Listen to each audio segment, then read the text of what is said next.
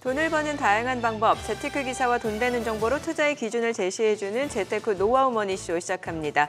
간밤 뉴욕 증시가 상승으로 마감했죠. 네, 그렇습니다. 뉴욕 증시는 FOMC 결과를 하루 늦게 소화하면서 안도랠리를 펼쳤습니다.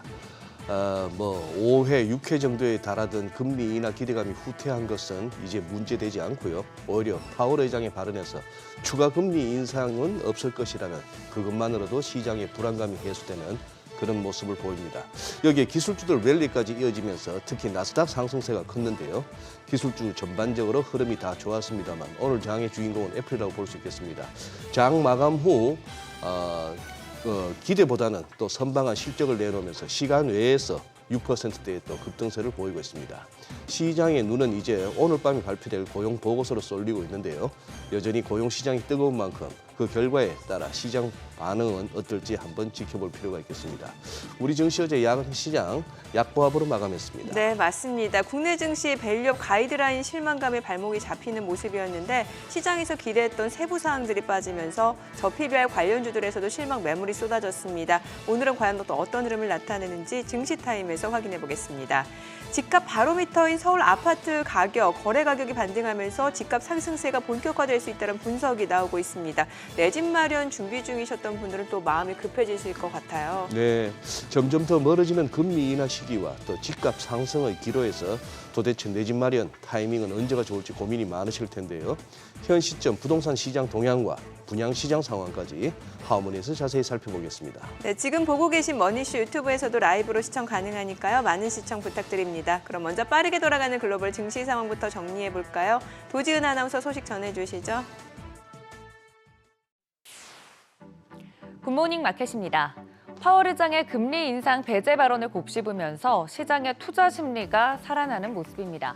불확실성을 하나 덜었다는 것에 의의를 두고 있는 듯한데 4월 비농업 고용보고서에 이목이 집중되고 있습니다. 간밤 3대 지수는 일제히 오름세 보였습니다. 다우지수가 0.85%, S&P 500이 0.91% 올라줬고 나스닥이 1.51% 오르면서 가장 큰 상승폭 보였습니다. 자세한 종목별 흐름 보시면 대형 기술주들 일제히 상승해줬는데요. 마이크로소프트가 0.73%, 그리고 장 마감 후 실적 발표 예정이었던 애플이 2%대 정규장에서는 마감했습니다. 어제 급락했던 반도체주, 미국 반도체 업체 퀄컴이 시장 예상을 상회하는 실적 발표하면서 9.7% 급등하며 대부분의 종목들 끌어올렸습니다. 그 영향으로 엔비디아도 3%대 급등해줬고요. 필라델피아 반도체 지수 2%대 상승 마감했습니다. 여기에 아마존도 3%대 상승해줬습니다. 6위부터 10위도 살펴보시죠. 메타도 0.57% 상승 마감한 반면 일라이릴리만 2%대 하락 마감하는 모습이었습니다. 참고로 테슬라는 0.06% 강보합권에서 마감했습니다. 이번 FOMC 직후 제롬 파월 의장이 기자회견에서 금리 인상은 고려하고 있지 않다라고 밝힌 점에 시장은 일단 안도하는 분위기입니다. 예상보다 비둘기파적인 발언에 투자자들은 애플 등 기업 실적에 보다 집중할 수 있었던 건데요.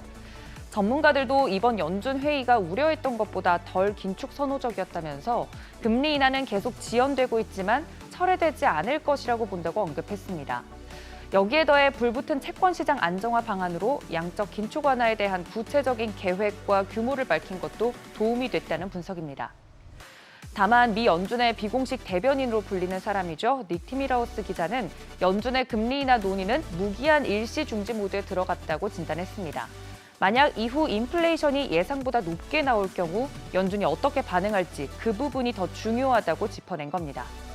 뒤늦은 안도랠리에 앞으로 미 노동부가 발표할 4월 비농업 고용보고서 내용에 시장에 관심이 쏠리고 있습니다.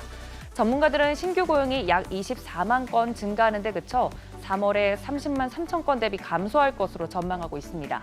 4월 실업률은 3.8%로 전월과 같은 수준 유지할 것으로 예상하고 있습니다. 간밤 발표된 고용지표도 함께 살펴보시면 미국의 노동시장이 여전히 견조하다는 것 확인할 수 있는데요. 노동부에 따르면 지난주 신규 실업수당 청구 건수 20만 8천 건으로 전문가 예상치를 밑돌았고 한 주 전과 거의 같은 수준 보였습니다. 기준금리와 같은 방향으로 움직이는 국채금리가 하락한 것도 시장엔 긍정적이었습니다. 벤치마크 10년물 4.5%대, 2년물은 4.8%대의 하락으로 마감됐습니다.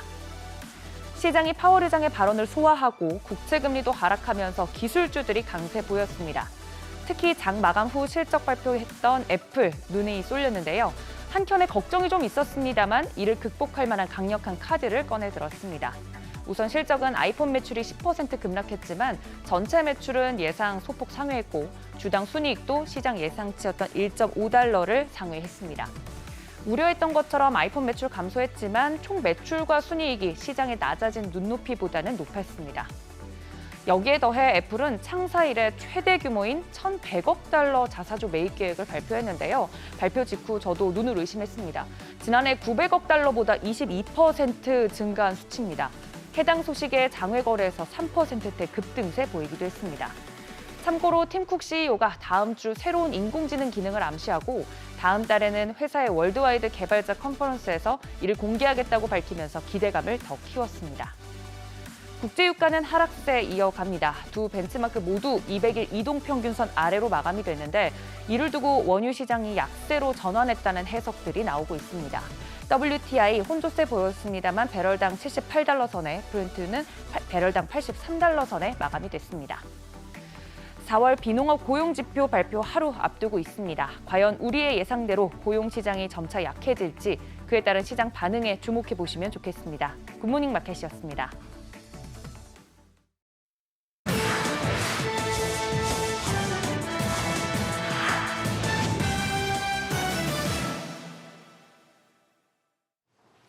애플 월가 예상치를 살짝 웃도는 실적을 내놨지만 편히 웃지는 못했습니다. 예상대로 아이폰 판매량이 미끄러졌는데요. 자세한 숫자 한번 확인해 보죠.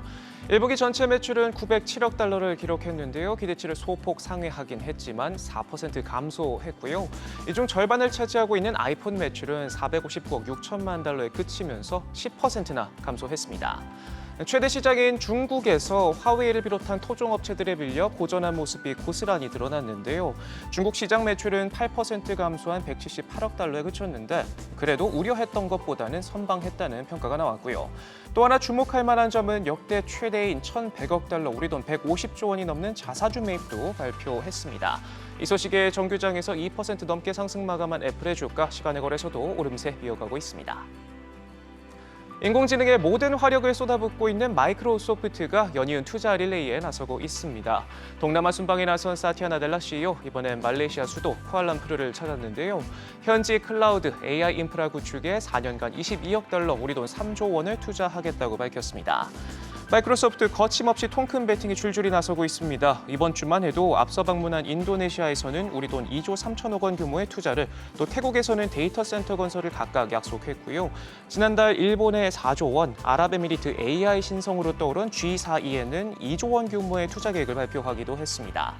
최대 격전지로 꼽히는 중국이 성장 둔화를 비롯해 미국과 갈등이 고조되면서 동남아 지역이 빅테크들의 경쟁 전쟁터이자 제조 기지로 빠르게 부상하고 있는데 AI 신드롬과 맞물려 활발한 투자 행렬이 이어지고 있는 모습입니다.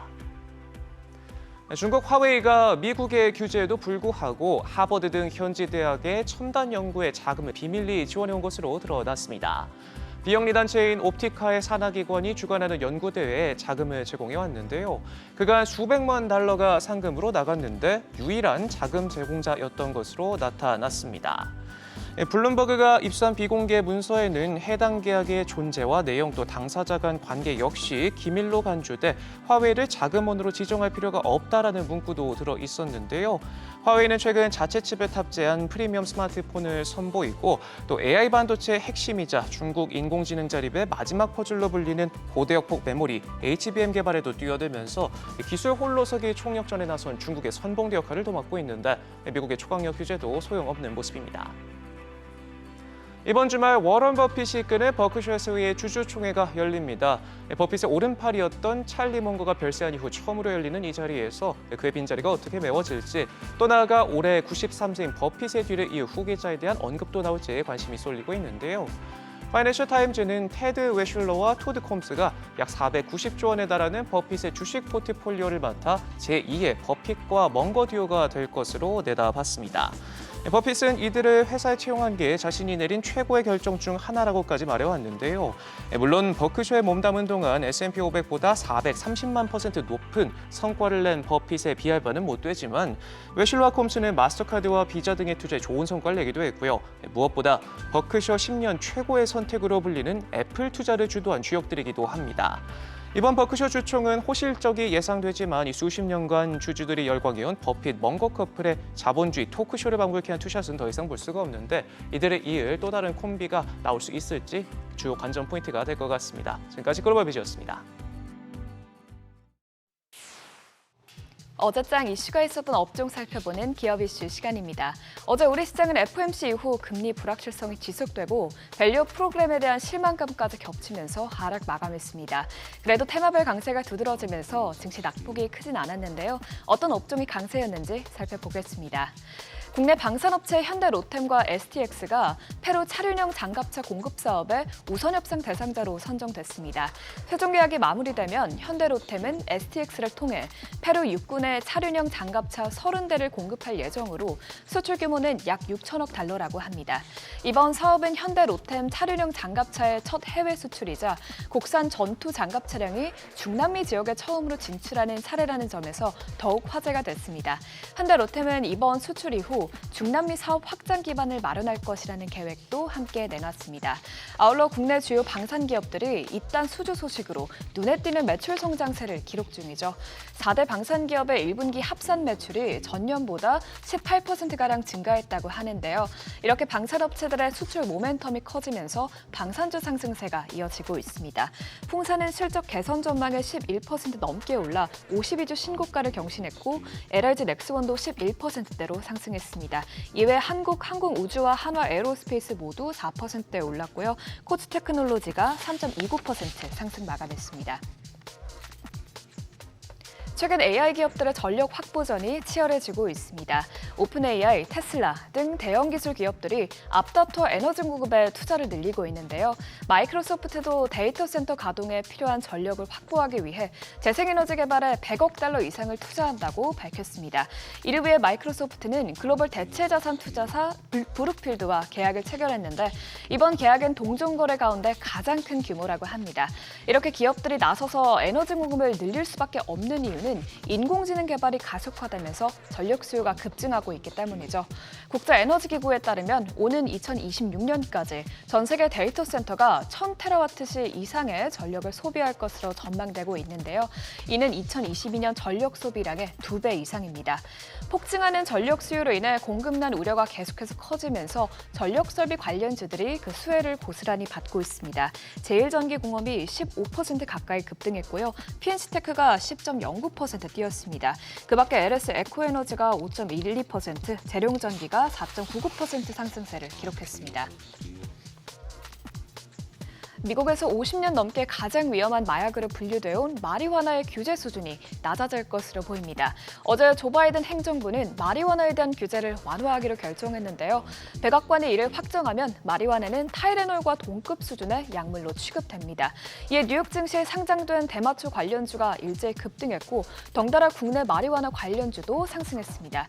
이번 바이든 대통령의 움직임은 올해 대선에서 대마 사용률이 높은 흑인과 라틴계 유권자 그리고 젊은 층을 사로잡기 위한 것으로 풀이된다고 외신은 밝혔습니다. 물론 이번 조치가 확정되더라도 마리화나가 합법화가 되는 것은 아닙니다. 다만 관련 판매 기업이 미국 주요 증시에 상장하거나 마리화나가 합법인 캐나다 등 외국 기업이 미국에서 제품을 판매할 수 있다고 합니다. 이 같은 소식에 국내 관련주들이 급등세를 보였는데요. 우리바이오가 6.84% 급등했고 NFC는 3%대 상승했습니다. 이어서 에머리지, 화일약품, 오성첨단소재 모두 1%대 상승세를 기록했습니다. 어제 기대했던 밸류 프로그램 가이드라인 최종안이 공개됐습니다. 이전에 공개된 1차 가이드라인에 비해선 구체적인 내용이 추가되긴 했지만 여전히 세제 혜택 등 뚜렷한 인센티브는 나오지 않아 시장에서는 실망한 분위기가 역력했습니다. 금융당국은 이르면 이번 달에 가이드라인을 최종 확정해 가능한 기업부터 밸류 프로그램에 참여할 수 있도록 할 계획인데요. 기업들의 참여를 유도할 만한 유인책이 없자 업계에서는 과연 기업들의 참여도가 높을지 미지수라고 우려하고 있습니다. 나왔습니다. 이런 이슈에 저PBR 관련주들이 대부분 하락한 채 거래를 마쳤죠. 다만 이번 우려를 해소하기 위해 금융위원회 부위원장은 기업 밸류업은 긴 호흡으로 추진해야 할 과제라면서 다양한 인센티브와 컨설팅, 교육 등의 지원 방안을 활용해 상장 기업들이 적극 참여할 수 있도록 지원하겠다고 강조했습니다. 정부의 바람대로 기업들이 자발적으로 참여하는 선순환 구조가 만들어질지는 지켜봐야겠습니다. 마감 상황 살펴보면 제주은행이 7.51% 급락했고요. 한화투자증권과 KB금융이 각각 6.35%, 4.37% 내렸습니다. 이외에도 한국금융지주, 하나금융지주 모두 하락 마감했습니다. 지금까지 어제장 이슈 살펴봤습니다. 참고하셔서 한 주의 마지막엔 금요일 투자에 도움되시길 바랍니다.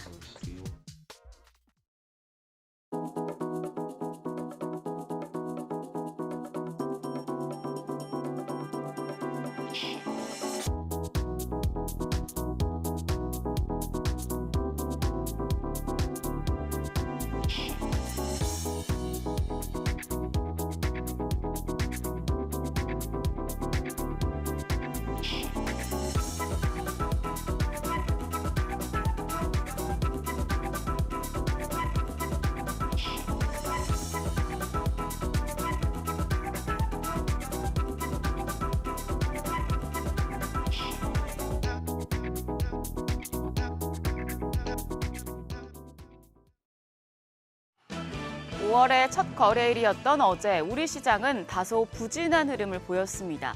FOMC 결과는 소화해냈지만 미증시 급락 여파를 반영한 결과입니다. 그나마 시장의 하단은 지지가 됐는데 이거는 실적 덕분이었습니다. 시장에서 기대했던 밸류업 가이드라인보다는 실적에 초점이 맞춰진 하루였습니다. 양지수 모두 소폭의 조정을 받았습니다. 코스피가 0.31% 하락해 2683선, 코스닥 0.17% 약세로 867선에 장을 마쳤습니다. 수급 상황 보시죠. 밸류업 가이드라인이 나오고 외국인의 순매수가 지속되느냐, 이 부분이 5월 시장을 가늠하는 키포인트인데요. 어제 외국인은 뚜렷한 방향성을 찾지 못했습니다. 유가증권 시장에서 22억 원 순매수로 그렇게 영향력이 크진 않았고요. 개인이 1,416억 원 사자세를 나타냈지만 기관이 1,441억 원 팔자 포지션을 취하며 시장에 하방 압력을 줬습니다. 코스닥 시장에선 양매도가 나왔습니다. 외국인이 690억 원, 기관이 155억 원 매도 우위, 개인 홀로 995억 원 순매수 기록했습니다. 시가총액 상위 종목 마감가 확인하시죠. 유가증권 시장 시총 10위권 종목들 대체로 부진했습니다. 반도체 투톱은 엇갈린 흐름이 연출됐는데요. 삼성전자가 0.65% 상승한 반면 SK하이닉스, 핵심 제품인 HBM 패권 주도하겠다고 밝혔지만 주가는 0.34% 조정을 받았습니다. 약세장에서 눈에 띈 종목으로는 기아가 1.36% 올랐고요. 오늘 실적을 발표하는 네이버 전 거래일에 2.39% 강세 흐름 기록했습니다. 코스닥 시장에선 딱 두 종목만 상승부를 켰습니다. 알테오젠이 2.2% 오름세, 리노공업이 3.39% 시세를 냈지만 나머지 종목들은 조정을 받았습니다. 에코프로비엠이 2.31%, HLB가 4.23%, 에코프로가 1.98% 하락하는 등 시총 1위부터 3위까지 모두 내렸습니다. 그나마 시장의 우려를 줄여준 건 환율이었죠. 달러 대비 원화 환율 어제 6원 10전 떨어져 1,375원 선까지 내렸습니다. 다소 비둘기파적이었던 FOMC 결과와 일본 외환당국이 또 한 번 환율에 개입하는 것으로 추정되는 움직임이 포착됐기 때문이었습니다. 어제 밸류업 2차 세미나에서 나온 가이드라인이 시장의 기대치에 미치지 못하면서 보험과 증권, 유통 등 관련주들이 약세를 보였습니다. 이번 가이드라인을 보면 5월 이후에 준비가 되는 기업부터 차례로 기업 가치 재고 계획을 수립하고 공시할 예정입니다. 향후 예정된 K밸류업 이벤트로는 코리아 밸류업 지수가 3분기 내에 개발되고요. 연계된 ETF는 4분기에 상장하기로 예정이 돼 있습니다. 이번에도 핵심 유인책에 대한 구체적인 내용이 제시되지 않아서 시장의 실망감이 컸지만 증권가에서는 밸류업 모멘텀 여전히 살아있다고 보고 있습니다. 한국투자증권은 시장에서 기대한 변화보다는 느리게 진행될 수 있지만 개선의 방향성은 바뀌지 않을 것이라고 밝혔고요. 대신증권도 긴 호흡으로 보면 정책은 시간을 두고 구체화될 것이라며 추적인 모멘텀 역할을 할 것이라고 내다봤습니다. 그러면서 두 증권사 모두 밸류업 프로그램에서 수혜가 기대되는 금융업종에 대한 긍정적인 접근이 필요하다고 강조했습니다. 밸류업 모멘텀 소멸에 대한 우려는 있지만 그보다는 단기 변동성이 클 수 있다는 정도로 해석하시면 좋겠습니다. 어제 삼성전자와 SK하이닉스가 앞다퉈 AI 반도체 핵심인 HBM 관련 기업 청사진을 공개했습니다. 양사가 12단 5세대 HBM을 두고 치열한 경쟁에 들어갔는데요. SK하이닉스는 이 제품 양산을 3분기로 앞당기겠다고 했고 또 삼성전자도 차세대 HBM 초격차를 위해서 역량을 총집결하겠다고 밝혔습니다. AI 반도체 관련해서 하루하루 새로운 소식들이 나오고 있는 가운데 이 삼성증권은 AI의 온기가 반도체 설비 투자로 이어질 것이라고 강조를 했습니다. 후공정에선 강한 AI 수요 속에 내년 물량에 대한 논의가 본격화되고 있고요. 그간 수요가 부진했던 전 공정도 D램을 중심으로 회복을 하고 있기 때문에 HBM 관련주와 더불어서 D램과 로직, 파운드리 전 공정 설비 투자 회복에 주목할 때라고 분석을 했는데요. 그러면서 관심 종목을 후공정과 D램, 낸드 이렇게 분야를 나눠서 제시를 했습니다.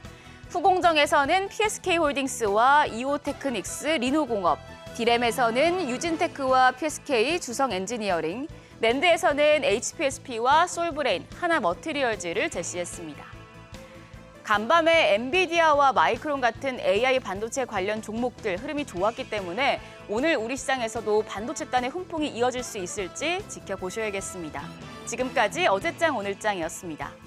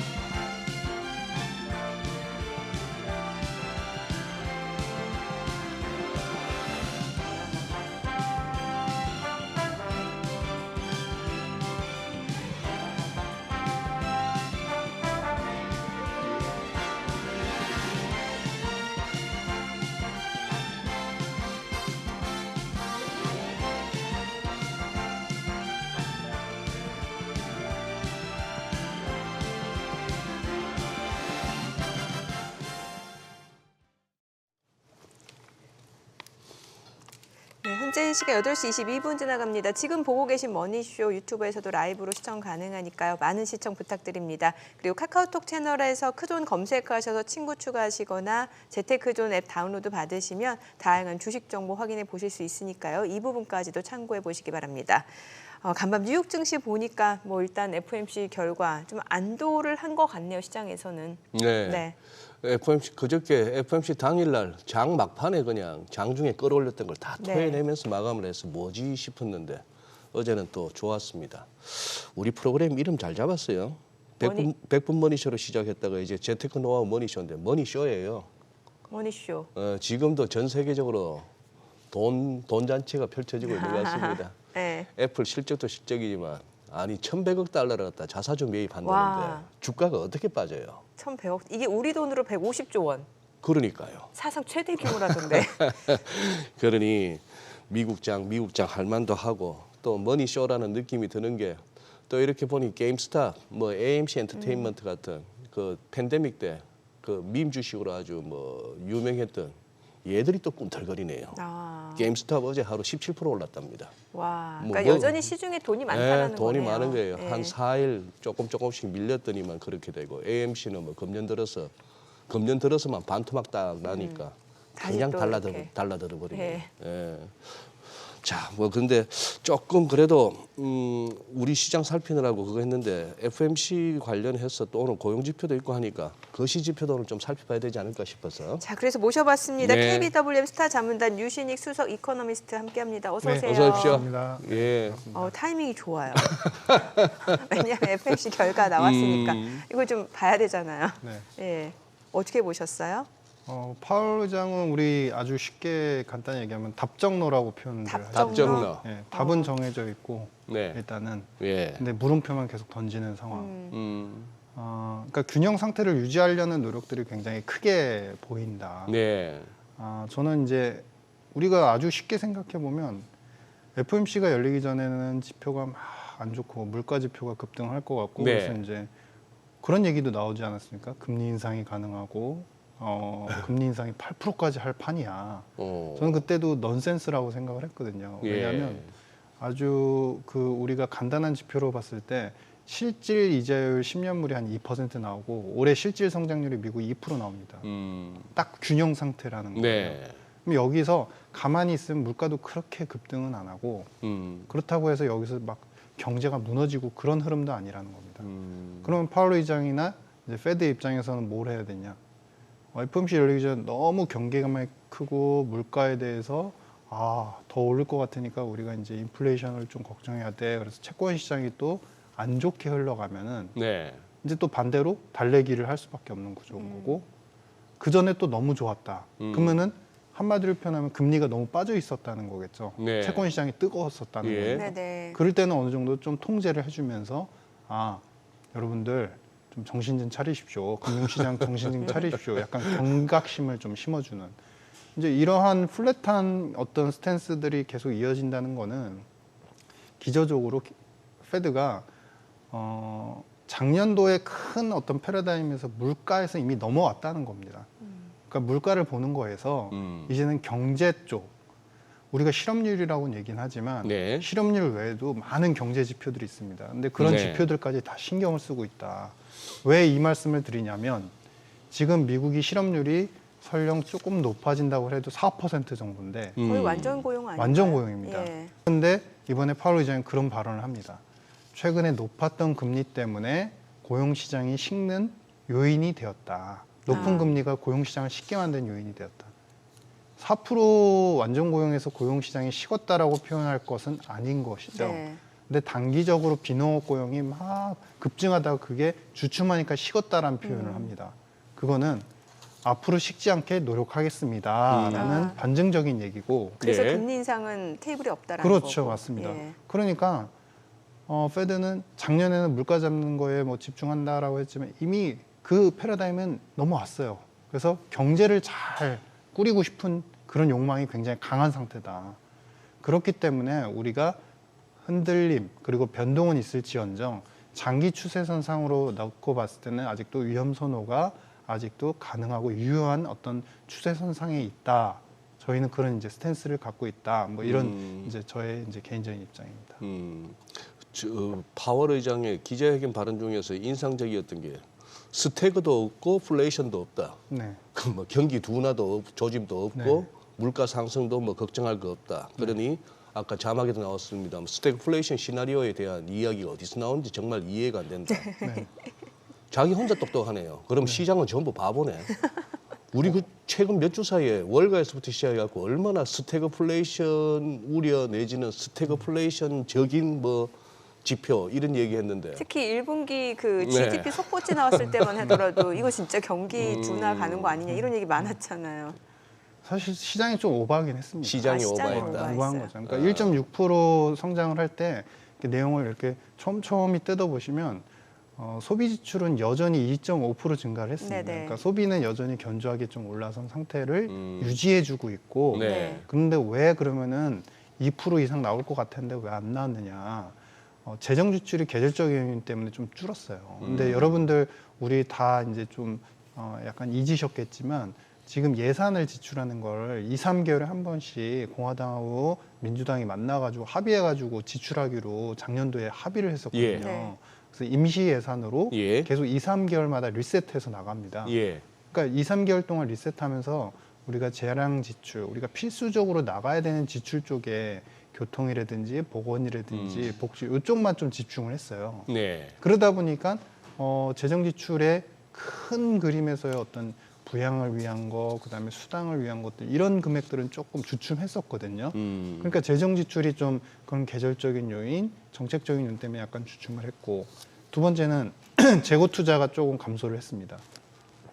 재고 투자가 뭐냐면요, 기업들이 앞으로 경제가 너무 좋아가지고 활성화돼서 물건을 막 살 것 같으니까 미리 쌓아놓는 거예요. 만들어서 쌓아놓는 겁니다. 근데 그게 작년도 2분기, 3분기만 해도 재고 투자가 거의 3%, 2%대 증가를 보였었거든요. 근데 이번에 마이너스가 좀 나왔습니다. 그러면 미국 경제가 좋다고는 한들 경제가 아무리 폭발한다고 2분기, 3분기, 4분기 계속 물건을 쌓아놓을 수는 없지 않습니까? 어느 정도 사이클을 타고 가니까. 그래서 예. 그런 요소 때문에 어느 정도 이제 경제가 지표 자체가 약간 슬로우해지는 것 같지만 실질적인 내용으로 봤을 때 스태그를 말할 상황은 아니었었고 네. 그거를 그냥 파월 의장이 한번 되짚어준 것뿐이다. 뭐 그 정도 의미로 생각을 하고 있습니다. 저희가 뭐 FMC 확인하기 전날인 수요일 방송에서 우리 저 20인의 전문가분들 아, 네네네. 폴단. 폴단 아, 조사에서 네네네. 우리 유 박사님은 그렇게 하셨더라고요. 9월 달 금리 인하. 9월 달에 금리 인하하고 네네. 연내 한 뭐 2번 정도 해서 네, 50bp 네, 금리 네, 인하할 네, 거고 네, 네. 시장 방향성에 대해서는 상승할 상승 거다. 쪽으로. 네, 예. 네. 어떻게 보면은 가장 어떤 시장 컨센서스 이렇게 정규분 가운데 이렇게 가운데 부분에 조금 가까운 견해이시기도 하고 아 그렇습니까? 예, 뭐 그렇게 되는데 아니 이제 하나하나 그 세 개 중에서 네. 금리 인하 시점 9월로 보신 이유는요? 정상화를 하려는 거. 그러니까 그 정상화가 정상화. 작년 12월에 우리 이제 파월 의장이 그런 얘기를 했었습니다. 그러니까 시장에서 좀 잊혀진 얘기긴 한데 네. 경제가 안 좋을 것 같아서 예. 금리를 내리는 게 아닙니다. 음.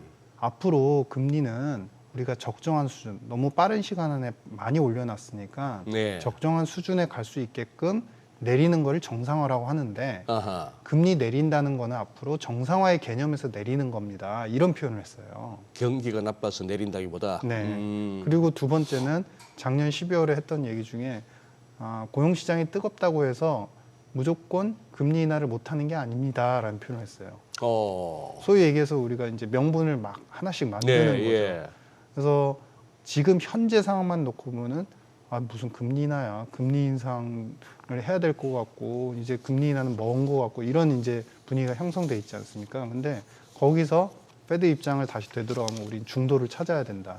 즉 하반기가 돼서 금리 인하 없을 것 같지만 결국에는 이제 하반기쯤 돼서 선언적으로 9월, 12월 정도에 한 번씩 인하하는 모습을 보여주고 한동안 쉬는 계속 또 장기간 동안 쉬는 그런 패턴들이 나오지 않을까 이렇게 생각을 하고 있는 겁니다. 그러면 왜 또 2번이라고 하신 거예요? 50bp 정도. 원래 이제 점도표에서 3번을 계속 예, 예. 이제 인하를 얘기를 했었는데 그것보다는 좀 적은. 좀 적은. 왜냐하면 물가가 그래도 빠른 속도로 그들이 생각하는 2%까지는 안 왔으니까 네네. 이제 2번 정도는 그래도 열어놔야 된다. 예. 이렇게 생각을 하고 있고 아마 시장에서도 그런 부분들을 하반기 들어서면서 적극적으로 다시 재반영하는 그러면 예. 이제 세 번째 단계가 됐죠. 23년도에 금리 인하 없을 것 같은데 금리 더 올릴 것 같은데라고 하면서 이제 실망했다가 그러다가 이제 시장이 또 확 돌아섰고 네. 그다음에 올 상반기에 지금 한 3, 4개월 동안 그런 일이 또 발생을 한 거죠, 지금. 예. 그러면은 이제 주춤하고 있다가 또 이제 하반기가 됐을 때 다시 기대감이 또 살아나는. 근데 이번에는 세 번째 완전한 양치기 소년이 아닌 세 번째는 이제 올 하반기가 돼서는 금리 인하를 진짜 페드가 하는 모습을 우리가 눈으로 확인하게 되는.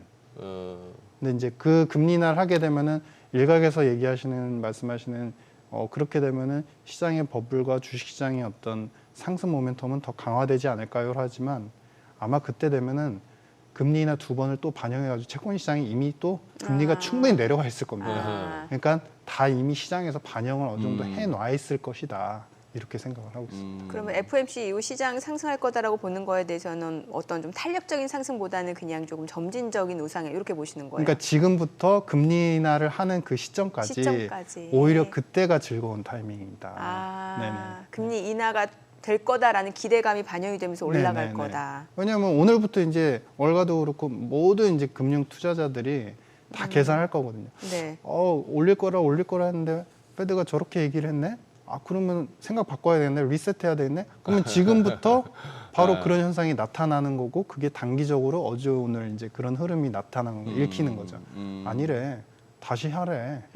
할 수 있대. 예. 그러니까 우리 열어놓고 예전처럼 다시 위험 투자 열심히 한번 해볼까? 이제 서서히 또 시작이 되는 거죠. 네. 그런 흐름이 이제 조금씩 열려나가는 흐름 중에 있다. 이렇게 생각하고 있습니다. 아까 유 박사께서 저 파월 의장을 답정너라고 하셨지만 또 월스트저널의 그 연준 출입 기자 닉 티밀하우스는 또 제가 보기에는 다발남인데 다 발려주는 남자.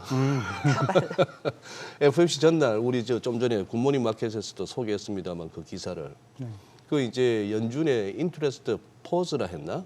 뭐 좌우지간 금리 이제 동결로 가는 거 아니 그게 아니고 금리 인하를 갖다가 indefinitely 포즈라고 했으니까 금리 인하는 이제 무기한 뭐 정지 무기한 이 표현을 갖다가 굳이 썼다는데 그 의미가 뭘까요?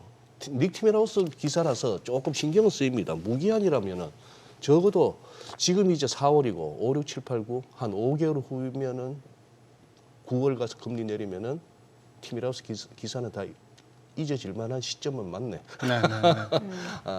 근데 우리 그거를 좀 생각해 보셔야 네. 될 것 같아요. 작년부터 제가 강조를 해드린 점이 우리가 사람이 예, 말은 거짓말을 할 수 있어도 예. 행동은 못 속인다. 뭐 행동에서 나오는 거는 진심이다. 이렇게 표현을 하지 그렇죠. 않습니까? 그 눈빛에서도 진심을 읽힌다라고 그렇죠. 하잖아요.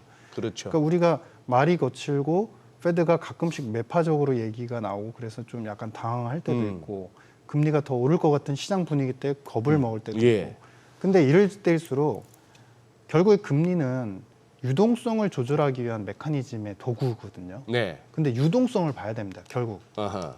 결론은 어쨌든 기승전 유동성을 봐야 되는 건데 이번에 페드가 밝혔죠. 이제 자산을 줄이는 거, 유동성을 회수하는 속도를 더디게 하겠다, 네. 줄이겠다, 그러니까 덜 줄이겠다 예. 그렇죠. 이렇게 표현을 했죠. 예. 지금 페드가 이제 사놓은 자산 규모가 7조 4천억 달러란 말이죠. 근데 원래 22년도에 처음 발언을 했을 때 이렇게 축소를 할 겁니다. 그 계획대로 제가 계산을 대충 얼추 해보니까 예. 지금 7조 달러에 이미 와 있어야 돼요. 아. 7조 4천이 아니라 7조에 와 있어야 네네네. 되고 더 줄여가지고 6조까지 맞추겠습니다라고 처음엔 표현을 했습니다. 예. 6조 달러까지. 네. 근데 7조 4천억이 왔는데 7조 4천억에서 7조로 왔는데 아니죠. 지금 지금 현재 7조 7조 지금 4천억. 현재 7조 예, 4천억 예, 예. 달러. 원래대로 한다면 초기에 그 발언대로 한다면 7조 달러에 지금 이미 왔었어야 이미 되는 왔어야 건데 되는데. 덜 왔죠. 덜 왔죠. 그러니까 덜 줄였다는 얘기죠. 아하. 덜 줄인 상태에서 또 더 덜 줄이겠대요. 그러니까 이 얘기는 뭐냐면 유동성에 대해서 채권 시장과 그다음에 전반적인 금융 시장 그리고 우리 경제 실물 속에서 돈이 도는 것들, 돈이 계속 남아 있는 것들을 갖다가 계속적으로 보존을 해주겠다라는 의미예요. 그런 것들이 오히려 돈에 대해서 어떻게 지금 정책들을 돈을 걷어들이냐 안 걷어들이냐 그 속도가 어떻게 되냐 이 부분이 가장 결정적인 키인데 네. 우리는 한편에 이제 금리 쪽에만 너무 집중을 하고 있고 예. 그러면은 거기서 우리가 포인트가 나오는 겁니다. 돈을 그렇게 많이 줄이고 싶지 않은 그런 속내가 그런 의도가 굉장히 뚜렷하다. 그런 상태에서 금리를 가지고서 조금 오르락 내리락 하는 그런 패턴에서 예. 페드가 어떻게 보면 중도를 찾으려고 하는 그런 흐름이다라고 한다면 이런 전반적인 스탠스를 어떻게 보냐면 우리는 페드가 여전히 완화적이구나.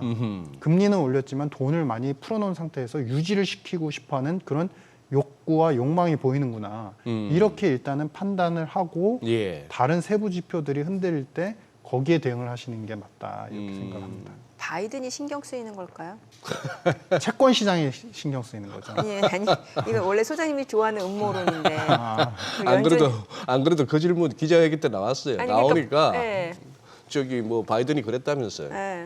내가 이 자리에서만 대통령 선거 4번 봤는데 4번째 맞는데 옛날 그 뭐 의사록이나 속기록 다 뒤져봐라. 우리가 뭐 선거 얘기 한 적 있냐고. 뭐 그런 적 말이야, 없죠. 뭐. 없죠. 예. 없죠. 우리 선거가 조금 신경 쓰여서 선거 전에 금리 내릴게요. 어느 누가 그런 얘기를 합니까? 그렇죠. 바보가 생각만 할 수 있죠. 생각만 할 수 있다. 예. 아, 또 우리 유 박사님은 실무시 웃으시네. 그러니까 그 말씀이 단순히 이제 우리가 음모론이라고는 하지만은 완전한 음모론은 또 아닌 거죠. 그렇죠, 예. 왜냐하면은 어떻게 보면 굉장히 현실적인 네. 그렇죠. 현실적인 의문 아닙니까? 20년도부터 지금까지 어떤 변화가 있었냐면 네. 미국의 국채를 갖다가 전 세계에서 특히 사우디라든지 중국 같은 나라가 많이 안 사주는 그런 형국이 최근 3, 4년 안에 펼쳐졌단 말이죠. 그랬죠. 그러면서 어떤 현상이 나타났냐면은 두 군데, 즉 페드가 많이 사주기 시작을 했고 네네. 비중으로 보면은 네. 페드가 지금 이제 전체 발행 잔액에서 30%를 사주고 있는 상태이고 네. 나머지 15% 정도를 미국 상업은행들이 사주고 있습니다. 네. 그러니까 절반을 갖다가 자국 금융기관과 정책기관이 사주고 있다는 거예요. 네. 그러면 이 채권 시장이 이렇게 변모를 했어요. 이제 사주는 주체, 바이어들의 주체가 이렇게 변모를 한 상태에서 페드가 난 발 뺄래. 이렇게 되면 자국의 국채가 시장 자체가 흔들흔들하고 그렇죠. 무너지는데 그거를 할 수 있겠느냐? 네. 못한다라는 거죠. 음. 그러면 상업은행들한테도 그리고 자기도 예. 유동성을 갖다가 어느 정도 풀어줘서 채권 시장이 너무 메마르지 않게끔 하는 그런 전략들을 꾸준히 이행을 하는 것이고 네. 우리가 굳이 이제 바이든의 당선을 위해서 페드가 노력할 이유는 없죠. 그렇죠. 명백히 예. 얘기하면 예.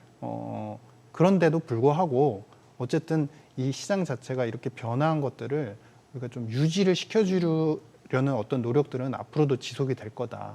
뭐 이렇게 이제 판단이 됩니다. 네. 실적 얘기도 좀 여쭤볼게요. 지금 뭐 애플 실적도 나왔는데 특히나 이제 앞서 소장님 말씀 주셨다시피 지금 창세일에 대규모 그 자사주 매입 이슈가 있다 보니까 사실 시간에서도 한 6% 이상 올라가고 있었던 상황이고 기술주가 사실 미증시 상승을 이끌어온 측면이 있었잖아요. 네. 예, 주 기술주들 실적은 어떻게 보셨나요? 그 두 가지 측면이죠. 첫 번째는 곳간에서 인신난다라고 하잖아요. 곳간에서 아, 인신난다. 그렇죠. 미국의 예. 테크 기업들이 최근에 뭐 AI 붐이라든지 산업 자체 이제 성장 패턴이 부각이 되고 있고 HBM 관련된 반도체 칩 여러 가지 이제 부각이 되지만 미국의 테크 기업들은 항상 유동성이 굉장히 풍부했습니다. 왜냐하면 자금 조달의 이슈에서 그리고 R&D를 하는 데서 비용적인 측면에서 펀딩이 항상 자유롭고 굉장히 적극적으로 이루어지는 게 바로 미국의 빅테크 기업들의 입장이었거든요. 그러다 보니까 여러 가지 측면에서 매출을 어쨌든 그 높낮이는 있겠지만 흐름상 하지만은 어쨌든 유동성을 확보할 수 있고 잉여금이나 현금 흐름이 안정화되는 데에서는 장기간 놓고 보면 미국의 테크 기업만한 그런 기업들이 없었어요 그동안. 예. 그러면 쌓여서 최근에 와서는 이제 애플에 대해서 우리가 비관적인 시각도 있고 얼마나 팔리겠어 중국 시장에서 얼마나 팔리겠어 이런 비관적인 시각도 있고 그러면은 소위 말해서 우리는 이제 아시아권에서 그리고 최근에 일본을 화두로 해서 밸류업이 이제 시작이 되고 있지만 미국 같은 경우는 이미 2000년 초중반부터 이 테크 기업들이 워낙에 돈이 많으니까 자체적인 밸류업을 계속적으로 시행을 하고 주주 친화적인 정책들을 해왔었다. 그러니까 그런 흐름에서 어찌 보면은 대장이 항상 했던 어떤 패러다임들 정책들을 갖다가 이제 유행이 돼서 아시아의 이제 국가들까지도 조금씩 답습해 나가려는 패턴이고 그러면은 대장으로서의 자격을 잃을 수 없는 이제 그런 국면인 거죠. 그래서 돈이 일단은 곳간에서 인심이 난다고 여러 가지 전에 이제 기업들 입장에서 정책을 할 수 있는 거가 있고 두 번째는 우리가 매크로적으로만 놓고 봤을 때도 수요에 대해서는 애플도 마찬가지고 많은 이제 그 B2C 고객들한테 파는 네. 것을 만드는 기업들 입장에서는 수요가 전망이 좋지가 않았었어요. 항상 좋지 않았기 때문에 우리가 소위 얘기하는 월가의 애널리스트들도 사람입니다. 예. 매크로 지표에 결국에 영향을 받는 사람들이에요. 그래서 그분들조차도 어쨌든 수요가 다운그레이드 되니까 어닝, 미래 기대 실적에 대해서 눈높이를 이미 낮춰놓은 상태이다 보니까 거기에 대응해서 실적이 나왔을 때 그렇게 실망스럽진 않아 라는 표현들이 반복이 되는 거죠. 예상치를 적게 잡아놓고 그것을 조금 그것보다 비슷하거나 좀 좋으면 좋으니까 또 비팅했습니다. 이겼습니다. 또 올라가고. 그런 반복들이 일어났던 해가 결정적으로 언제냐면 2016, 17, 18년도였어요. 그때 빅테크가 굉장히 큰 주가뿐만 아니라 그 기업 자체의 성장도 굉장히 빠르게 일어났던 네. 해였거든요. 그때가 액티브 마켓이고 지금도 저는 액티브 마켓 데자뷰로 생각을 하고 있습니다. 그러니까 예. 지금 말씀 나온 김에 이따가 뭐 국내 얘기는 조금 더 이어져야 되겠습니다만 언급하셨으니까 밸류업 지금 어제 나온 거 박사님 어떻게 보셨습니까? 진짜 좀 뭐랄까 투자자들 입장에서는 뭐 1, 2, 3, 4, 5 해서 이렇게 읽어보면은 좀 실망스러울 것 같은데 알맹이가 기업 없다는 느낌. 자율하라는 거죠. 네네. 그 밸류업은 네. 죄송합니다. 밸류업은 우리가 이제 어제 발표가 나온 것처럼 시작이라고 본다라고 시작. 했죠. 그래서 저는 이거를 건 바이 건으로 네거티브하게 생각할 필요가 전혀 없다고 생각을 해요. 왜냐하면은 전 세계적으로 우리가 화두가 뭘까요? 지금 잘 생각해 보시면 저성장 그리고 분권화. 분권화는 아주 쉽게 얘기하면 서로 교육을 덜 하려는 움직임들. 네네네. 서로 약간 편을 먹고 이 편에 속해진 국가들끼리만 교육을 하려는 움직임들이 네. 있죠. 그럼 이 두 개는 뭐로 표현이 되느냐? 그 각 국가들이 생존을 하기 위한 아주 중요한 전략들이 필요하다. 네. 자국이 스스로 살아남기 위해서. 거기에서의 핵심이 뭐냐면 바로 금융입니다. 그런 측면에서 지금 전반적으로 중국도 포함해가지고 전반적으로 이제 밸류업과 관련되는 주주 예. 친화 정책들이 계속 나오고 있는데 그런 일환 중에 패턴 중에 하나로서 우리 한국도 시작이 됐다라고 생각을 하고 있고 그러면은 우리가 밸류업이나 뭐 주주 친화적인 정책들이 과거에 거의 10년 이상, 20년 동안 거론이 됐지만 구체적으로 이거를 만들어가는 정책들이 세부적인 강론들이 만들어진 적이 없었습니다. 이제 네. 시작이 됐는데 이제 시작이 된 정책을 이거 없어. 이제 다른 나라와 이미 이제 어느 정도 이제 스텝이 온 나라들랑 비교를 해가지고 네.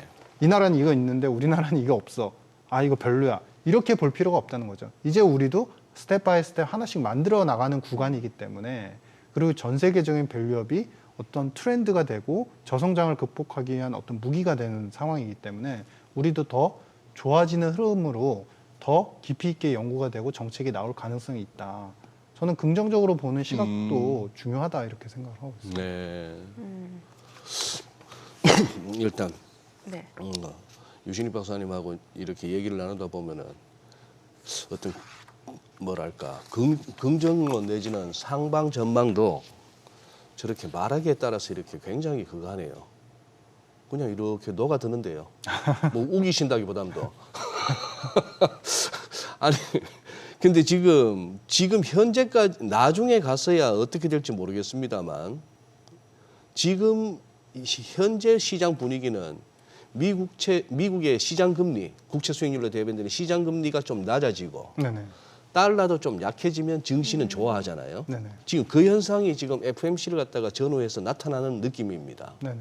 우리도 지금 보니까 1,400원 찍고 나서는 계속 이렇게 더 이상은 못 가는 와중에 오늘 보니 NDF 시세가 65원이면 이거 거의 전일 대비 한 8원 정도 네네. 밑으로 시작해서 환율이 시작할 것 같은데 뭐 달러엔도 조금 떨어졌어요. 달러엔도 한 떨어졌고 150엔 정도까지. 달러엔도 지금 떨어지고 뭐 그런 상황이 됐는데 요 아무래도 아직까지는 요 달러 약세 그리고 금리 하락은 증시에는 호재 이런 등식이 성립된다고 본다면은 요거 지금 의미 있는 흐름으로 보세요. 외환 시장하고 채권 시장.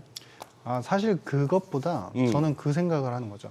위험 선호가 심리적으로 그리고 돈적으로 봤을 네. 때도 투자하려는 사람들의 돈으로 봤을 때도 그게 살아 있느냐? 위험 선호가 살아 있느냐. 그게 살아 있느냐 아니면은 그게 약간 데드 크로스로 가느냐? 이게 가장 결정적인데 저는 그게 살아 있는 징후가 확실하다라고 생각을 하고 있습니다. 위험 선호 현상. 네, 위험 선호. 월가 표현으로 리스크 온이냐, 리스크 오프냐 했을 그렇죠, 때 지금은 맞습니다. 리스크 온이다. 네. 우리 그런 좀 예시를 들어드릴게요.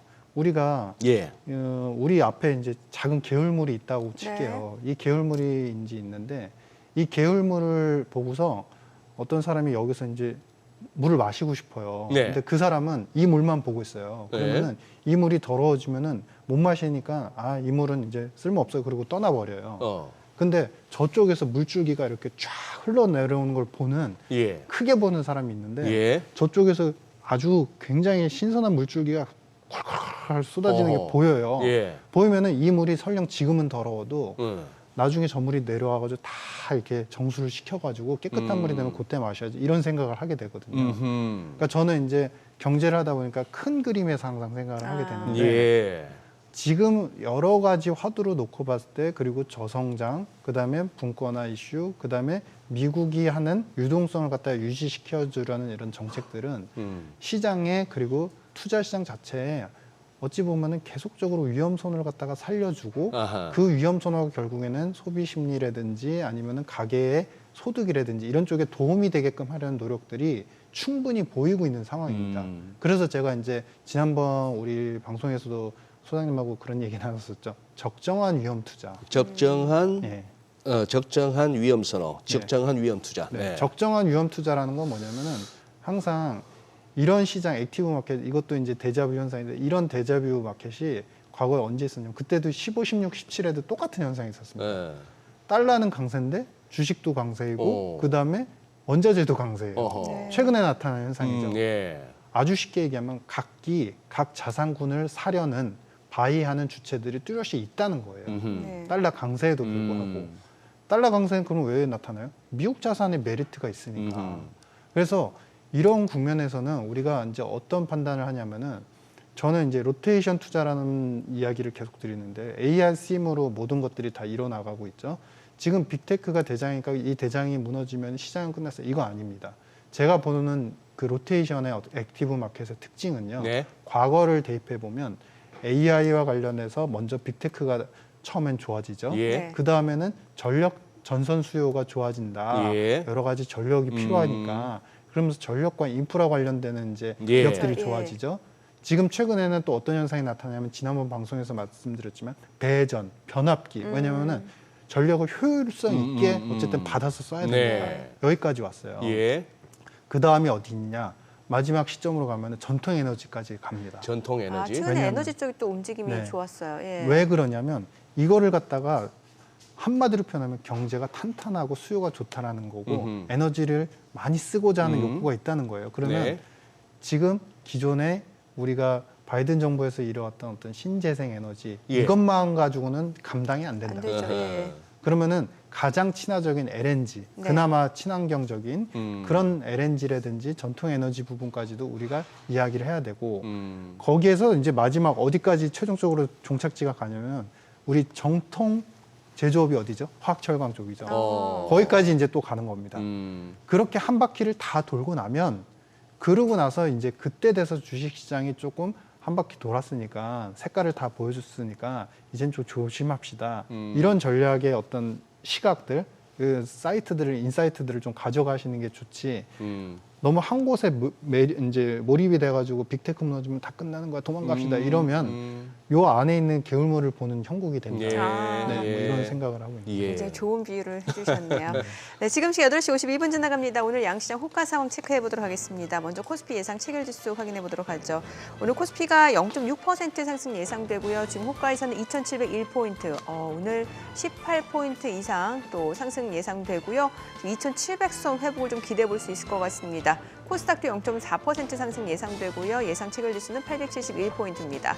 시가총액 상위 종목 예상 체결가 보도록 하겠습니다.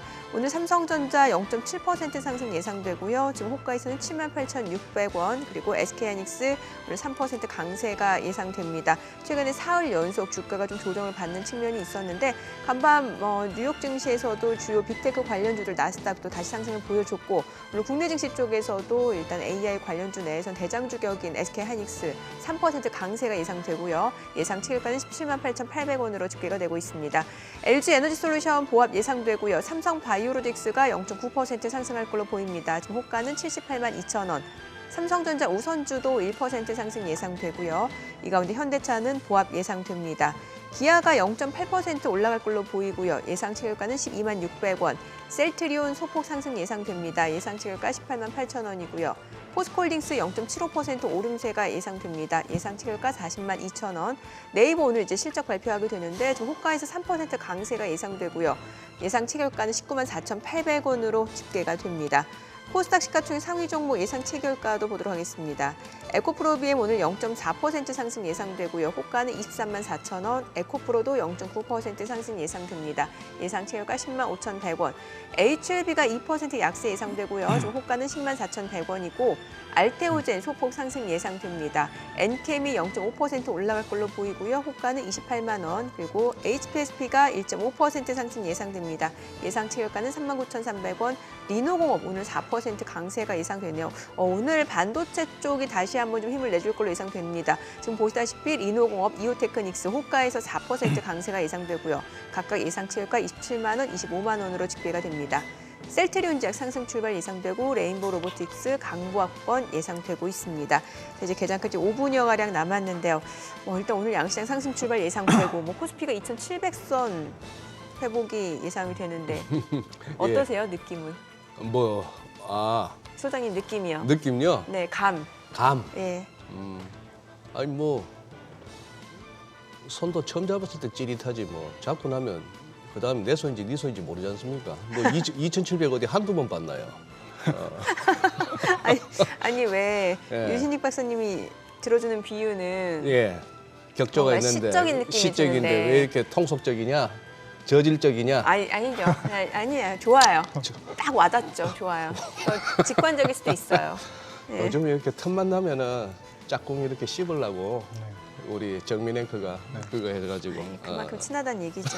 네. 오늘 보니까 진짜 국내 증시 쪽에서도 기존의 H뱅 관련주라든지 반도체 쪽에 좀 다시 힘을 내줄 걸로 보이는데 이쪽의 그런 추세적인 시세 강세는 아직 끝난 건 아니다라고 봐야 되는 건가요?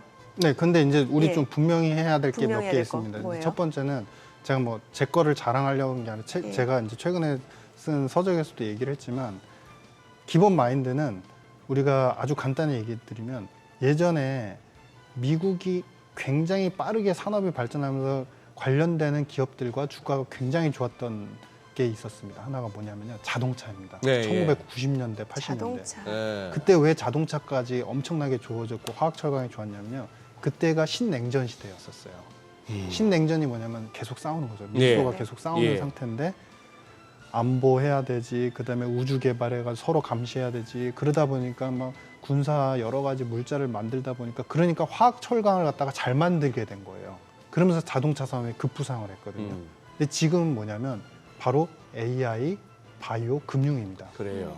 지금의 신냉전은 어쨌든 바로 기술로 싸우는 거죠. 예. 정보로 싸우는 거죠. 음. 그렇기 때문에 AI, 음. 바로 금융을 살려야 되고 금융으로 계속 이긴 상태에서 힘을 얻어야 되고 그러니까 이런 스탠스들이 저는 이제 탑에서 유효하다라는 이제 판단을 하는 거고 다만 두 번째 그러면은 지금 미국이 AI 산업을 살리기 위해서 굉장히 큰 노력을 하고 있죠. 예. 그러면은 투자 시장에서는 직접 연계되는 기업들을 무조건 찾아야 된다. 근데 네네. 한국 기업들 우수한 기업들이 많죠. 그렇죠. 하이닉스도 그렇고 삼성도 예. 굉장히 우수한 기업들이 많지만 실제로 우리나라에 아주 직접적으로 미국의 HBM과 그다음에 AI와 직접 연계돼서 협업을 하거나 일을 하는 회사들은 좀 아직은 소수예요.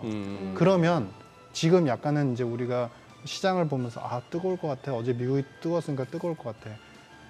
남이 뜨거워가지고 자기도 뜨거워지는 건요. 자기가 원래 자기 몸이 온도가 원래 따뜻한 사람이 아니면 금방 식어요. 그러니까 그거를 항상 감안을 하고 가셔야 된다. 오늘 우리 이거 경제방송, 주식방송 맞나요? 예. 비유가 아주 막 후끈합니다. 네. 예. 그러네요. 그러니까 뭐냐면은 항상 이게 정중동을 좀 봐야 되고 이렇게 액티브 마켓이나 이런 데서 투자를 하셔서 이제 뭔가 이렇게 좋은 성과를 거두시려면은 네. 아까 직접적인 비유라고 우리 이제 네. 네네네. 여성 앵커님께서 네. 말씀해 주셨잖아요. 타겟을 바로 찔러야 되는 거예요. 어. 미국하고 직접 앞으로 협업을 하거나 계속적으로 매출이 일어날 수 있는 기업들을 네. 우리가 소팅을 해서 한국에서만 찾지 말고 일본, 그다음에 대만 다 찾아서 거기서 우리가 직접적인 찔려서 투자라는 그런 패턴들이 오히려 기대 수익에는 또 긍정적일 것 같다 이렇게 생각을 하고 있습니다. 그러면 좀 구체적으로 국내 증시에서도 그 섹터를 좀 직접적으로 말씀 주실 수 있나요? 그거는 뭐 제가 이야기를 하기 전에 이미 우리가 앞에서 거론이 됐지 않습니까? 이제 삼성전자가 최근에 하고 있고 그다음에 어쨌든 하이닉스도 최근에 이제 그 관련되는 네. 뉴스가 있었던 걸로 압니다. 그래서 네. 이제 그런 직접된 기업들을 우리가 좀 선점하고 이렇게 좀 눈여겨보는 그런 전략이 더 유효하지 않나 이렇게 생각하고 있습니다. 아닌 게 아니라 참 이 주식하는 분들의 어쨌거나 공통적인 항상 이 고민일 것 같은데 책에서는 또 전문가들은 이렇게 원칙을 지키면서 손절을 하라고 하는데 이게 손절이라는 게 아모레 퍼시픽 같은 화장품주 보고 있으면은 네네. 그야말로 한 3분의 1토막, 4분의 1토막, 심한 거는 뭐 반토막 이렇게 난 상황에서 진짜 못 견디도록 그렇게 오랫동안 지지부진하다가 요즘 또 시선하니까 순식간에 또 더블 그렇죠. 가네요. 이거 뭐 버티다 손절하신 분들은 얼마나 속이 따가울까요? 이거 자 일단 이런 시장에 뛰어들어서 무조건 버텨야 되나 싶은 때도 있고 참 그거 합니다만 근데 가장 결정적인 거는 무조건 버틴다는 건 사실 약간 좀 그 뭐라 그러죠? 너무 배팅하는 거죠. 그러니까 뭐냐면 저는 기본적으로 이제 저 그 얘기 저 개장하고 좀 들어보도록 네네네. 하겠습니다. 우리 국내 증시 좀 확인해 보죠. 개장합니다.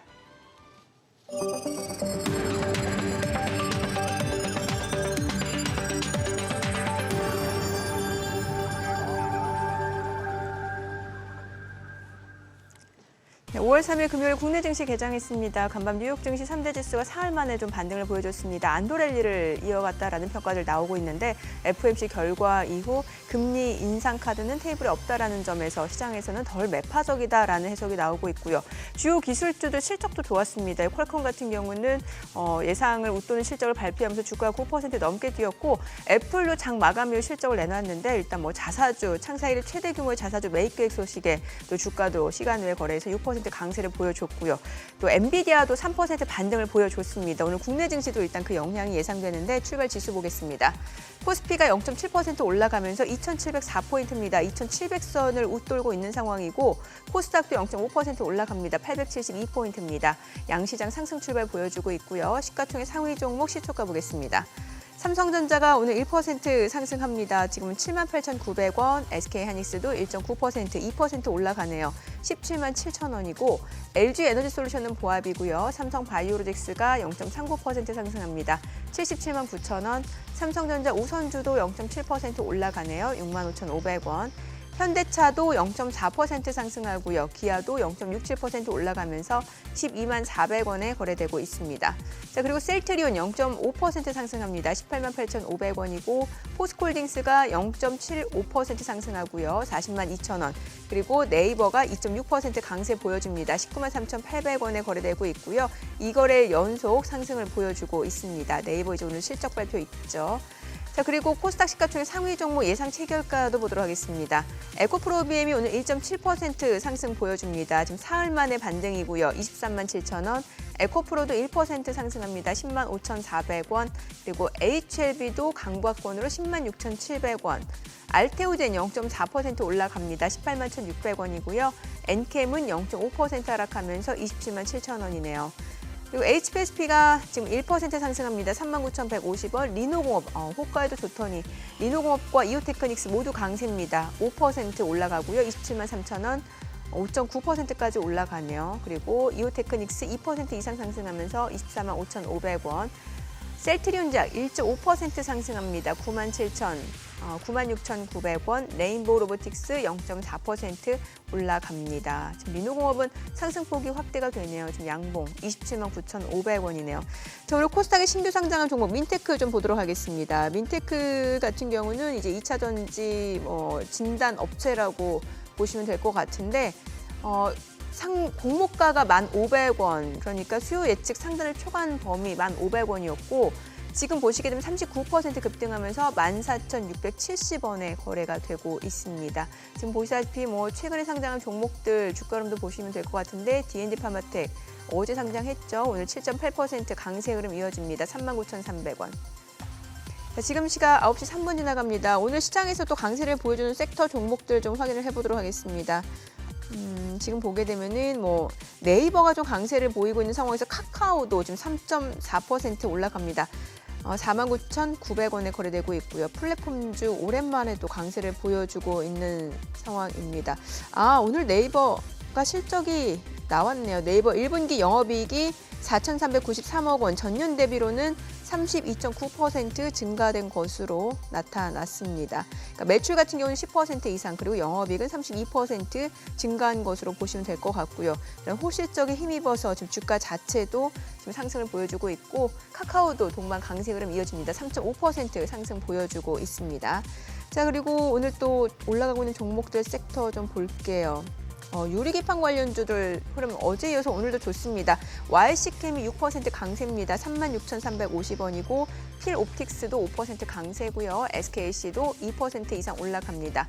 삼성전기도 1.5% 상승하면서 15만 5,400원이고 FNS테크는 0.7% 상승 보여주고 있는 상황입니다. 유리기판 관련주들 오늘도 상승세 이어지고 있고요.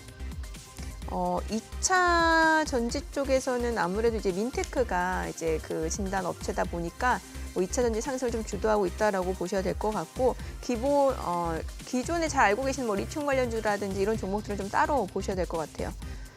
그리고 오늘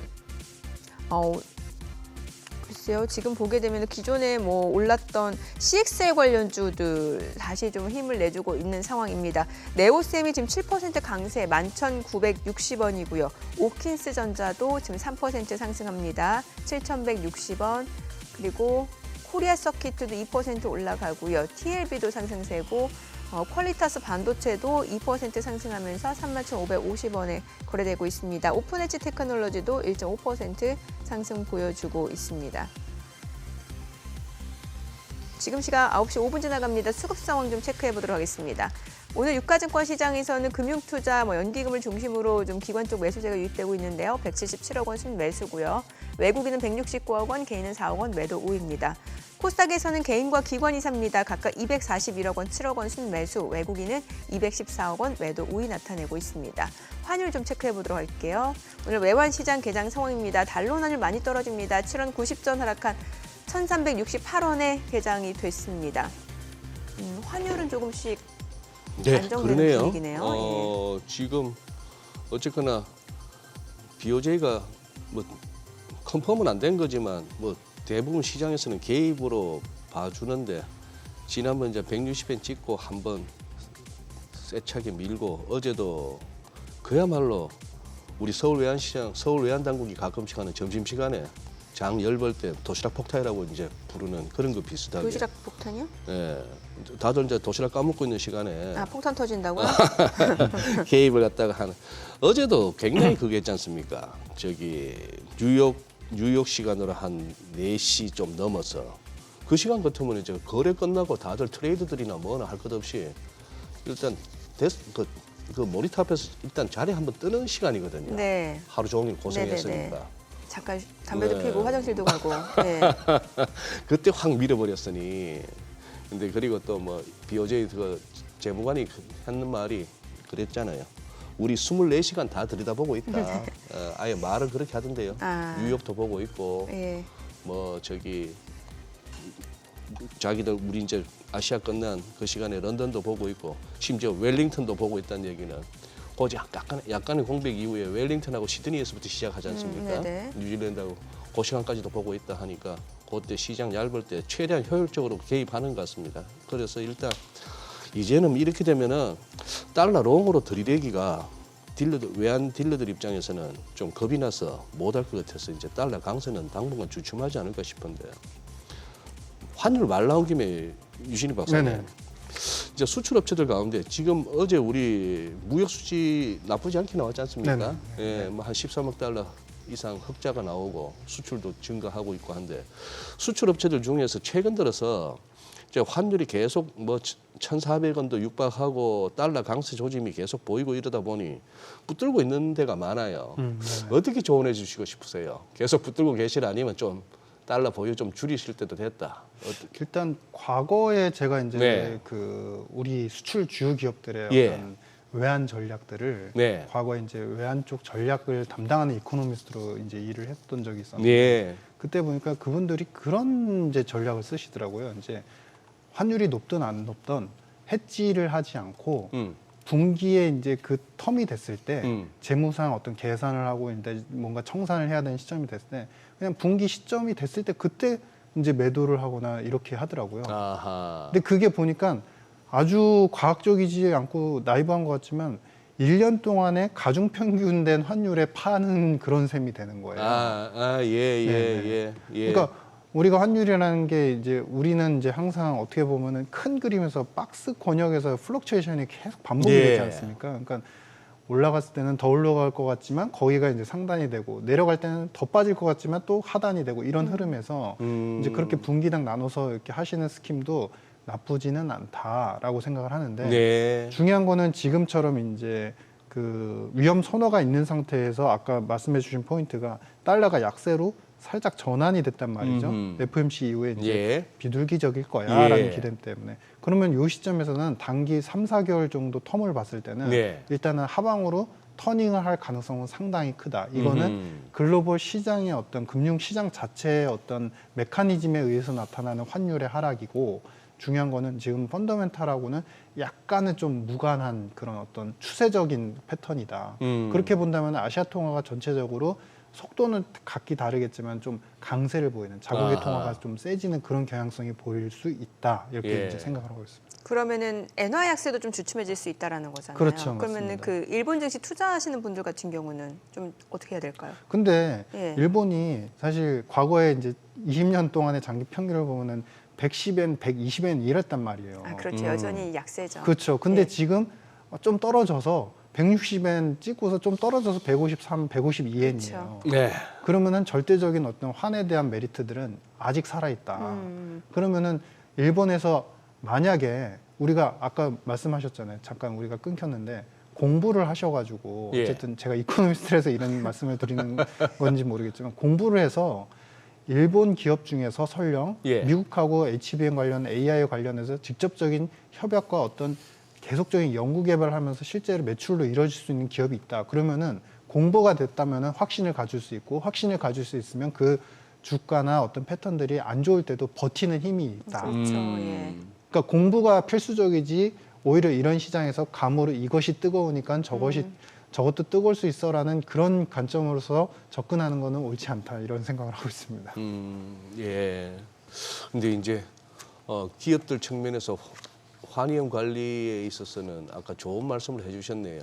이게 환 관리하는 파트에서 이거 환율 전망 따라서 조금 뭐 일찍 사고 늦게 사고 파는 쪽도 마찬가지입니다만 그렇게 하기 들기 시작하면 이게 감당이 안 돼요, 사실. 네네네, 예. 맞습니다. 말씀하신 대로 정해진 그 텀으로 네. 꾸준히 이렇게 뭐 수출업체라면 달러 매도, 수입업체라면 뭐 매수 이렇게 한다면은 그러네요. 네. 뭐 등락은 계속 있을지라도 시장 전체적으로 봤을 때 크게 손해 보는 매매는 아닐 수가 있다. 그렇죠. 그러니까 이런 우리가 투자하는 데서 전략이 두 가지가 있죠.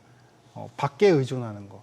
그러니까 수익을 최대화하기 위해서 밖에 시장에 신경을 쓰는 그런 케이스가 있고 네. 두 번째는 내가 나의 포트폴리오나 내 자산이 예. 안정적이고 여력이 있는 거. 그 예. 기준으로 이제 뭔가 트레이딩을 한다. 이런 전략 두 가지가 있는데 그렇게 분기당 나눠서 한다는 건 내가 편안하고 내가 충분히 여력이 있으면은 그냥 내 시점에 맞춰서 그냥 팔 거야. 이런 전략을 취하는 거죠. 그렇죠. 네. 예. 아니 요즘 또 신조어가 등장했다고 해서 저도 오늘 봤는데 왜냐면 이게 이제 AI 뭐 산업 이제 시작이다 보니까 돈다가 D가 딥마인드고 O가 오픈 AI고 그다음에 N은 뭐 다들 알고 계시는 엔비디아 그리고 D는 데이터브릭스 그리고 A는 이제 오픈 AI 뭐 경쟁자로 볼 수 있을 것 같은데 엔스로픽.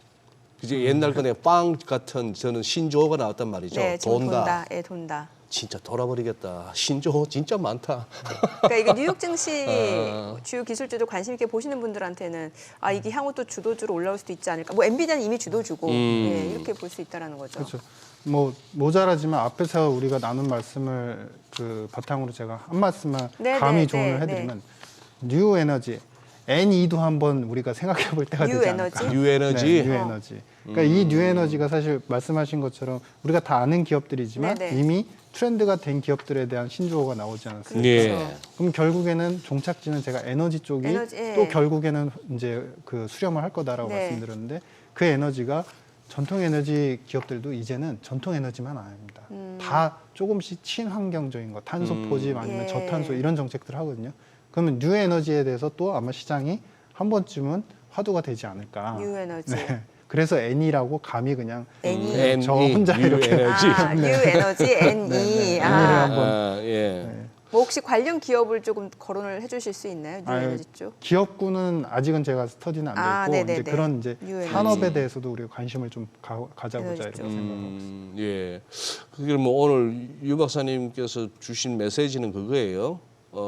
유동성 우선 뭐 실적 측면에서나 산업이 이렇게 뭐 개화되어가는 과정의 사이클로 보나, 그리고 뭐 유동성 측면에서 보나, 네. 정책 당국의 스탠스로 보나, 지금 뭐 시장을 막 떠날 때는 아니다. 두려워서 네. 그런 말씀으로 이해는 되는데, 그래도 혹시라도 하는 그 테일 리스크, 네. 우리 설문에서는 지정학적 리스크를 꼽으셨던데, 네, 맞습니다. 뭐 그 부분 조금 이렇게 우려되는 부분도 한번은 짚어주셔야죠. 네, 그러니까 미국이 지금 아주 쉽게 표현을 해드리면 정책이나 여러 가지 신뢰적인 측면에서 기스가 났기 때문에 분쟁이 자꾸 나는 거거든요. 그러니까 2000년 초중반을 생각해 보시면 우리가 자유무역주의라고 했지만 그때 중동이 서로 항상 사이가 좋았던 게 아니에요. 예. 저기 순위 시아는 계속 대립을 했었고 중국도 항상 이제 들끓는 불만들은 있었어요. 네. 우리는 이렇게 싼 값에 노동을 제공하는데 바이하는 미국은 계속적으로 금융으로서 모든 소비를 다 이루면 저쪽은 놀면서 사고 우리는 열심히 일해가지고 조금 돈 벌고 이런 불만들이 항상 쌓여 예. 있었거든요. 근데 이제 그때 대의라는 게 있죠. 항상 미국이 주는 인센티브나 경제적인 어떤 수혜들 이런 것들을 얻기 위해서 그래도 어느 정도 불만이 있고 그래도 이제 트러블이 있을 것 같지만 항상 이제 조절이 되고 컨트롤이 됐었단 말이에요. 네. 왜냐하면 스스로 참는 거죠. 더 큰 걸 얻기 위해서. 예. 근데 지금은 그러한 부분에서 신뢰가 조금씩 깨지기 시작했고, 처음에는 그래도 가능성을 엿봐야지 이러다가 우리가 사람으로 이제 비유를 하면 아예 마음이 돌아선 거예요. 마음이 돌아서서 이제 저쪽 가서 얻을 거 없어. 우리 살 길 찾을래. 이러면서 이제 분쟁이 시작이 되고, 그러면서 자기 성격도 나오고, 예. 국가적인 어떤 트러블도 자꾸 이제 표출화되고, 그럼 미국이 컨트롤할 수 없는 영역들이 이제 조금씩 생기고 있다. 그래서 분쟁에 대한 리스크들은 역으로 표현하면은 그래서 분쟁이 지속될수록 미국이 더 강화되는 힘을 갖기에 AI에 더 투입을 하고 더 연구를 하고 더 키우기에 노력을 할 거다라는 이제 역반영적인 이야기도 되지만 중요한 거는 분쟁은 미국이 컨트롤할 수 없고 이게 아마도 시기별로 잊혀질만 하면 계속적으로 나타날 수 있는 스킴이다. 그래서 전체적인 우리가 아주 인베스코에서 이야기하는 아주 투자 철학이 저는 마음에 들어서 한 가지 말씀드리면 네. 액티브 마켓이면 로테이션 하라. 하지만 로테이션 할 때도 제1원칙 현금 유동성에 대한 확보는 항상 해두고 그리고 자기 여력을 갖다가 어느 정도 지킬 수 있는 범위에서만 계속 로테이션 투자를 하셔라. 이런 이제 판단을. 네, 그래요. 오늘도 예. 좋은 말씀 잘 들었습니다. 예, 고맙습니다. 고맙습니다. 네, 감사합니다. 네, 저희 방송 중에 전해드린 내용과 관련해서 더 많은 정보 원하시는 분들은 카카오톡 채널에서 크존 검색하시거나 재테크존 앱 다운로드 받으시면 다양한 정보 확인해 보실 수 있으니까요. 참고해 보시기 바랍니다. 자, 최근 투자자들이 또 시장에서 관심 있게 본 리포트 어떤 내용들이 있는지 확인해 보겠습니다.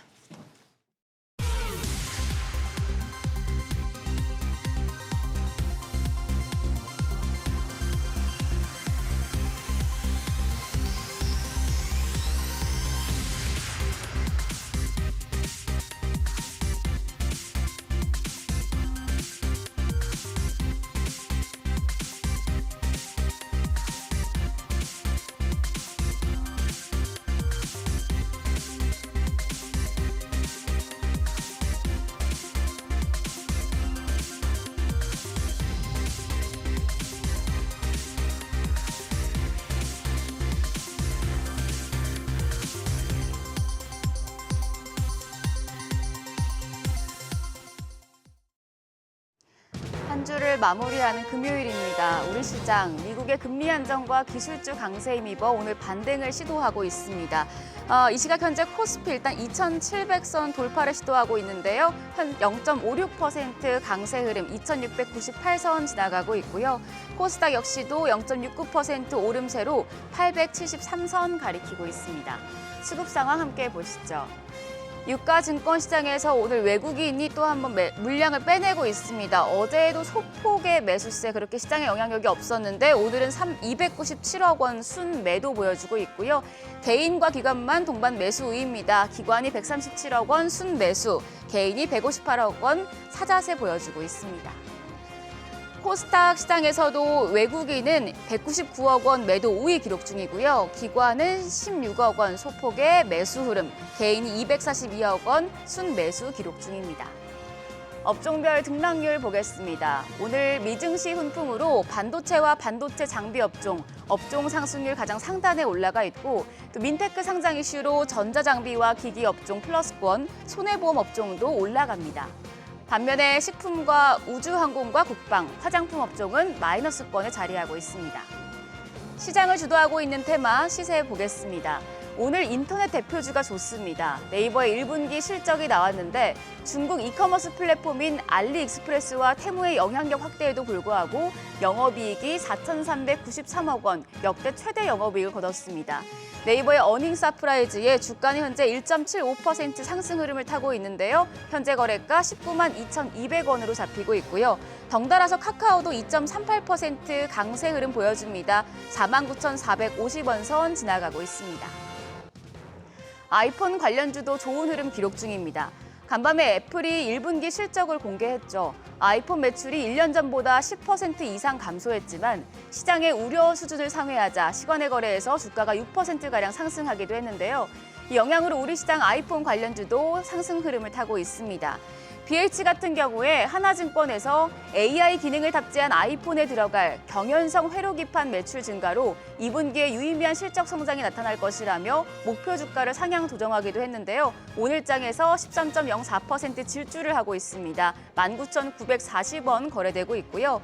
더구전자가 3.15% 오름세로 9,160원, LG이노텍이 4.7% 상승 흐름, 현재 거래가 23만 4천 원으로 잡히고 있고요. 그 밖에 LG디스플레이가 1.73%, 프로텍이 1.78% 올라갑니다. 유리기판 관련주도 오늘도 역시나 상승 흐름 타고 있습니다.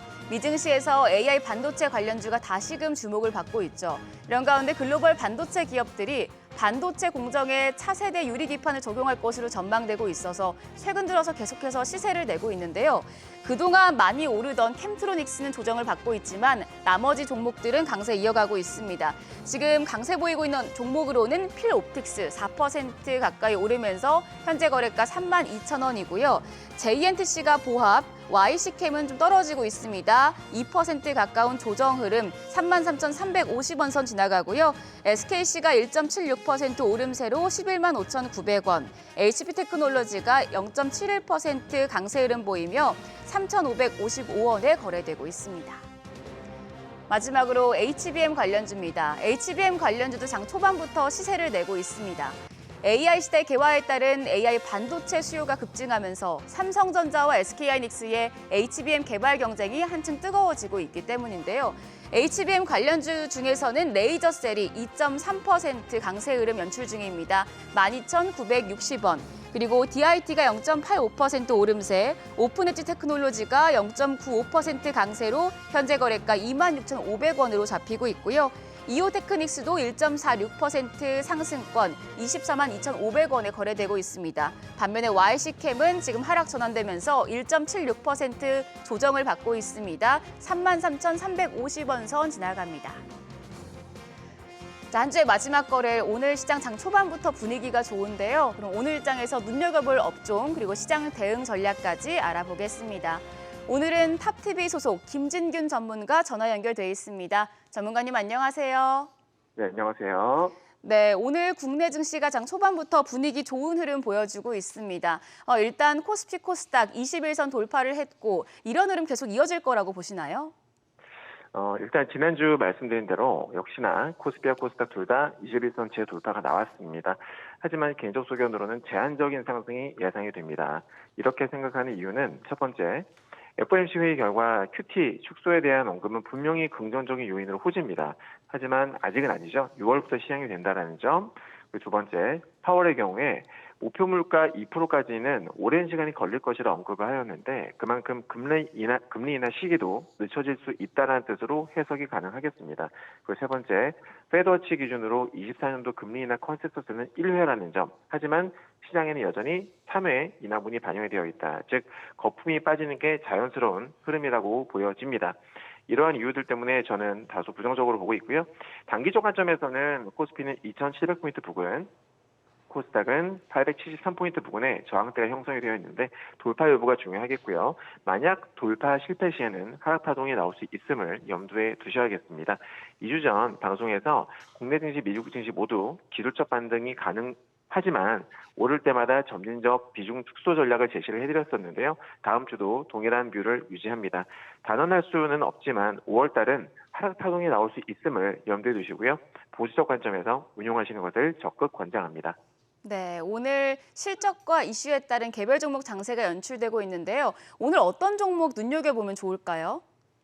네, 이번 주도 세 종목을 준비했습니다. 일단 요즘에 뜨거운 섹터 중에 하나죠. SKC 유리기판 관련주인데요. 동박화학사업부의 업황 부진 및 대규모 적자로 인해서 주가는 무려 2년 동안 계단식 하락을 보였습니다. 하지만 올해 3월부터 신사업 유리기판 기대감으로 주가는 급반등이 나온 상태고요. 다들 아시다시피 유리기판은 AI 반도체 핵심 소재로 각광을 받고 있습니다. 기존의 PCB 기판 대비 장점이 많이 있습니다. 아무래도 이제 PCB 기판은 패키징 시에 중간에 실리콘을 넣어야 되는데 유리기판은 이 부분을 해결할 수 있어서 더 많은 칩을 얹을 수 있다는 장점이 있죠. 지난 차트를 보시면은 지난 4월달 급등에 따른 가격 조정을 끝낸 상태로 나름대로 저점이라고 생각되기 때문에 준비를 해봤고요. 두 번째로는 KC텍입니다. 반도체 및 디스플레이 전 공정 소재 장비 제조업체인데요. 아무래도 이제 이 또한 역시나 뜨거웠었던 HBM 관련주라고 할 수 있겠습니다. 작년 말부터 HBM 모멘텀에 힘입어서 저점 대비 약 200%가량 상승 후에 최근 2개월간 가격 조정을 받은 상태인데요. AI 효과로 HBM 업황은 당분간 좋을 것으로 예상이 되고 마침 또 KC텍의 증권사 실적 컨센서스는 상저하고 흐름을 보입니다. 따라서 최근의 주가 조정은 저점 매수 기회가 될 수 있음을 염두에 두셔야겠습니다. 그리고 마지막으로 시노펙스입니다. 스마트폰, 태블릿, 노트북 등 첨단 IT 기기에 들어가는 FPCB와 반도체, 화학 등 다양한 산업 분야에서 사용되는 멤브레인 핀터 등을 제조, 판매하는 기업입니다. 작년 말부터 고사양, 고품질의 모바일 FPCB 매출 확대에 대한 기대감으로 주가는 저점 대비 270% 정도 상승을 하고 가격 및 기간 조정을 받은 상태입니다. 최근에 차트를 보시면은 61선에서 꾸준히 지지받는 모습을 보이고 있는데요. 이런 부분이 긍정적이어서 관심 가져보시라 말씀을 드리겠습니다. 네, 이번 주 마지막 거래일입니다. 지금 시장이 개장 때보단 상승폭을 조금은 축소해 가는 모습인 것 같은데 오늘 대응 전략 어떻게 가져가면 좋을까요? 네, 국내 증시와 마찬가지로 일단 미증시 또한 5월달 전망은 안 좋게 보고 있습니다. 특히나 오늘 같은 경우에는 비농업 고용지수가 발표가 되죠. 밤 9시 30분에 발표가 되는데요. 최근에 5연속으로 컨센서스 상회를 기록한 바 있습니다. 컨센 상회로 나오게 되면 그만큼 노동시장이 뜨겁다라는 것으로 해석이 됩니다. 때문에 시장에는 악재로 작용할 수 있다는 점 염두에 두셔야 되겠고요. 앞서 말씀드린 대로 금리 인하는 당장은 어렵고 또 컨센서스 또한 1회로 줄어든 상황이기 때문에 지수가 오를 때마다 비중을 줄여나가는 방식으로 대응하시면 좋을 것 같습니다. 네, 오늘 말씀 고맙습니다. 지금까지 업종과 대응 전략 알아봤습니다.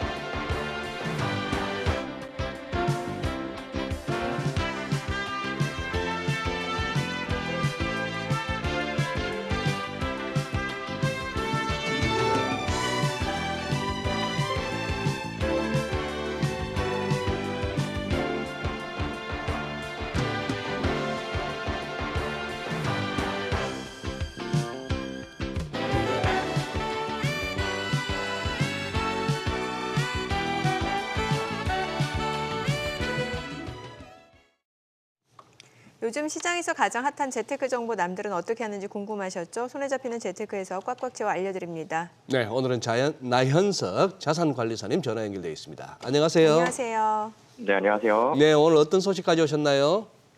네, 올해 5월은 평년보다 휴일이 많죠.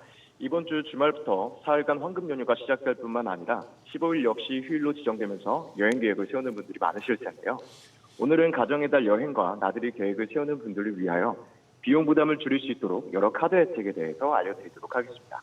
네, 뭐 당장 이번 주 이제 어린이날이 있는데 이때 사용하면 혜택을 받을 수 있는 카드들도 많다면서요. 네, 오는 6일 월요일이 대체 공휴일로 지정되면서 첫 주 토요일인 4일부터 사흘간의 연휴로 5월의 휴일이 시작됩니다. 어린이날을 맞아 이때 혜택을 누릴 수 있는 카드들을 소개해드리고자 하는데요. KB 국민카드 고객이면 다음 달 30일까지 1일 이용권 성인 한 장 구입 시 추가 1인 무료 입장이 가능합니다. 또한 레고랜드 입장권 행사는 KB 국민카드 홈페이지에서 응모하실 수 있겠고요. 삼성카드는 이달 31일까지 롯데월드 부산 입장권을 최대 50% 할인해 주는데 성인 2명이 방문해서 할인 혜택을 받으면 5만 원대 이용할 수 있게 됩니다. 신한카드는 어린이날을 하루 앞둔 4일에 열리는 K리그 FC 서울대 울산 현대 경기에 어린이 티켓을 50% 할인하는 행사를 진행하니 이 알맞은 혜택 선택하여서 누리실 수 있겠습니다. 네. 또 요즘 이렇게 호텔로 또 바캉스를 떠나는 분들 많으신데 이 국내 호캉스 쪽을 겨냥한 카드 혜택도 한번 정리해 주시죠. 네, 현대카드 회원이시라면 다음 달 30일까지 그랜드 조선 부산 호텔의 디럭스 시티뷰룸을 18만 원부터 할인된 가격에 이용할 수 있고 조선 팰리스 서울의 콘스탄스 뷔페 레스토랑을 회원 외 동반 3인까지 20% 할인 혜택도 주어집니다. 또 BC카드의 경우 야놀자에서 호텔, 리조트, 펜션 등 국내 숙소를 예약하면 최대 5% 추가 할인 혜택을 제공한다고 합니다. 네, 해외여행 준비하시는 분들도 많을 것 같은데 트래블카드 이용하면 환율 걱정 좀 덜어낼 수 있다면서요.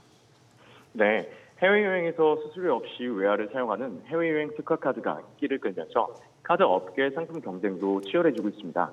환전 수수료가 무료인 것과 동시에 결제 캐시백과 라운지 이용권, 맛집 할인 혜택까지 다양한데요. 대표적으로 신한카드의 트래블카드는 출시 2달 만에 누적 발급 매수 50만 장을 돌파했습니다. 주요 혜택으로 전 세계 30종 통화 100% 환율 대 해외 결제 및 ATM 인출 수수료 면제, 환전 후 계좌 보유 잔액에 대해 특별 금리를 제공해 줍니다. 또한 공항 라운지를 연회비 없이 연 2회 무료로 이용할 수 있는 혜택도 제공한다고 합니다. 기존 해외여행 특화카드는 환전 수수료 무료 혜택이 대표적이었지만 다양한 혜택이 가미되면서 업계 기조도 변화하는 분위기인데요.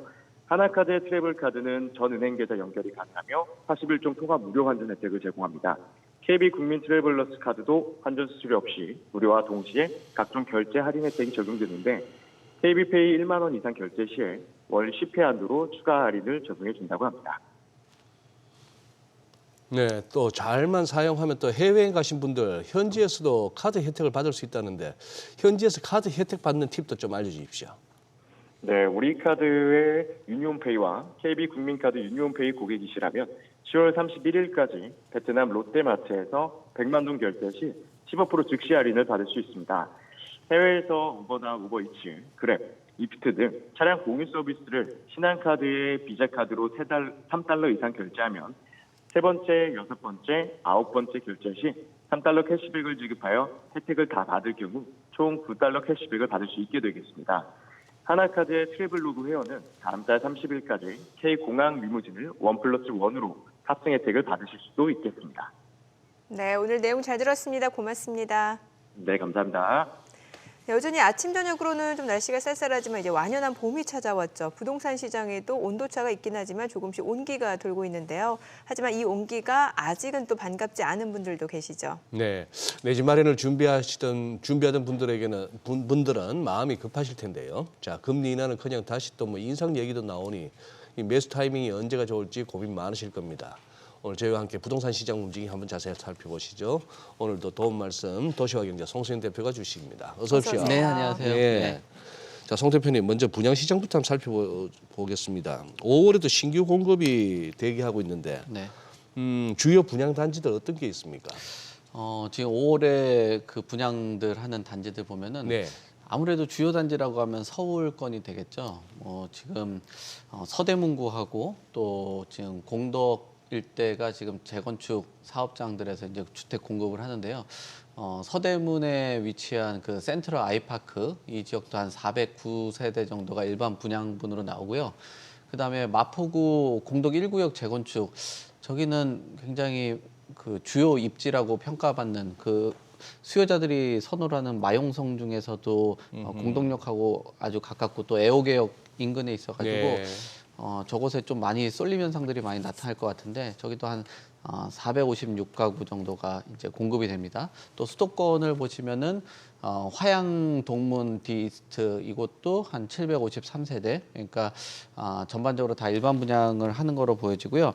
지방권도 한번 같이 살펴보신다면은 대구권역에 지금 수성구의 힐스테이트 황금역 리저브라는 곳, 저기도 한 337가구 정도가 분양을 합니다. 그리고 대구하고 경북하고 전북 익산 같은 경우도 분양을 하는데, 지방의 분양 경기가 좀 안 좋다 보니까 뭐 지역별로 또 가격별로 좀 경쟁력이 차등적으로 좀 나타날 것 같아요. 그래서 전체 물량들 보면은 경기권에서도 상당히 물량들이 많이 나와요. 1만 한 9천여 가구 가까이 정도 나오고, 또 지방에도 한 16,000여 가구가 나오는데, 이곳 안에서 아무래도 좀 가격적인 그 부분들이 뭐 두 자릿수가 나오는 곳들도 있을 테고, 아니면 뭐 미달하는 곳들도 나올 수 있을 것 같아요. 근데 역시나 지금 분양 시장 안에서는 뭐 분양 가격, 그다음에 입지, 이 부분에 따라서 양극화가 계속적으로 예, 이어지고 있는 그런 상황이기 때문에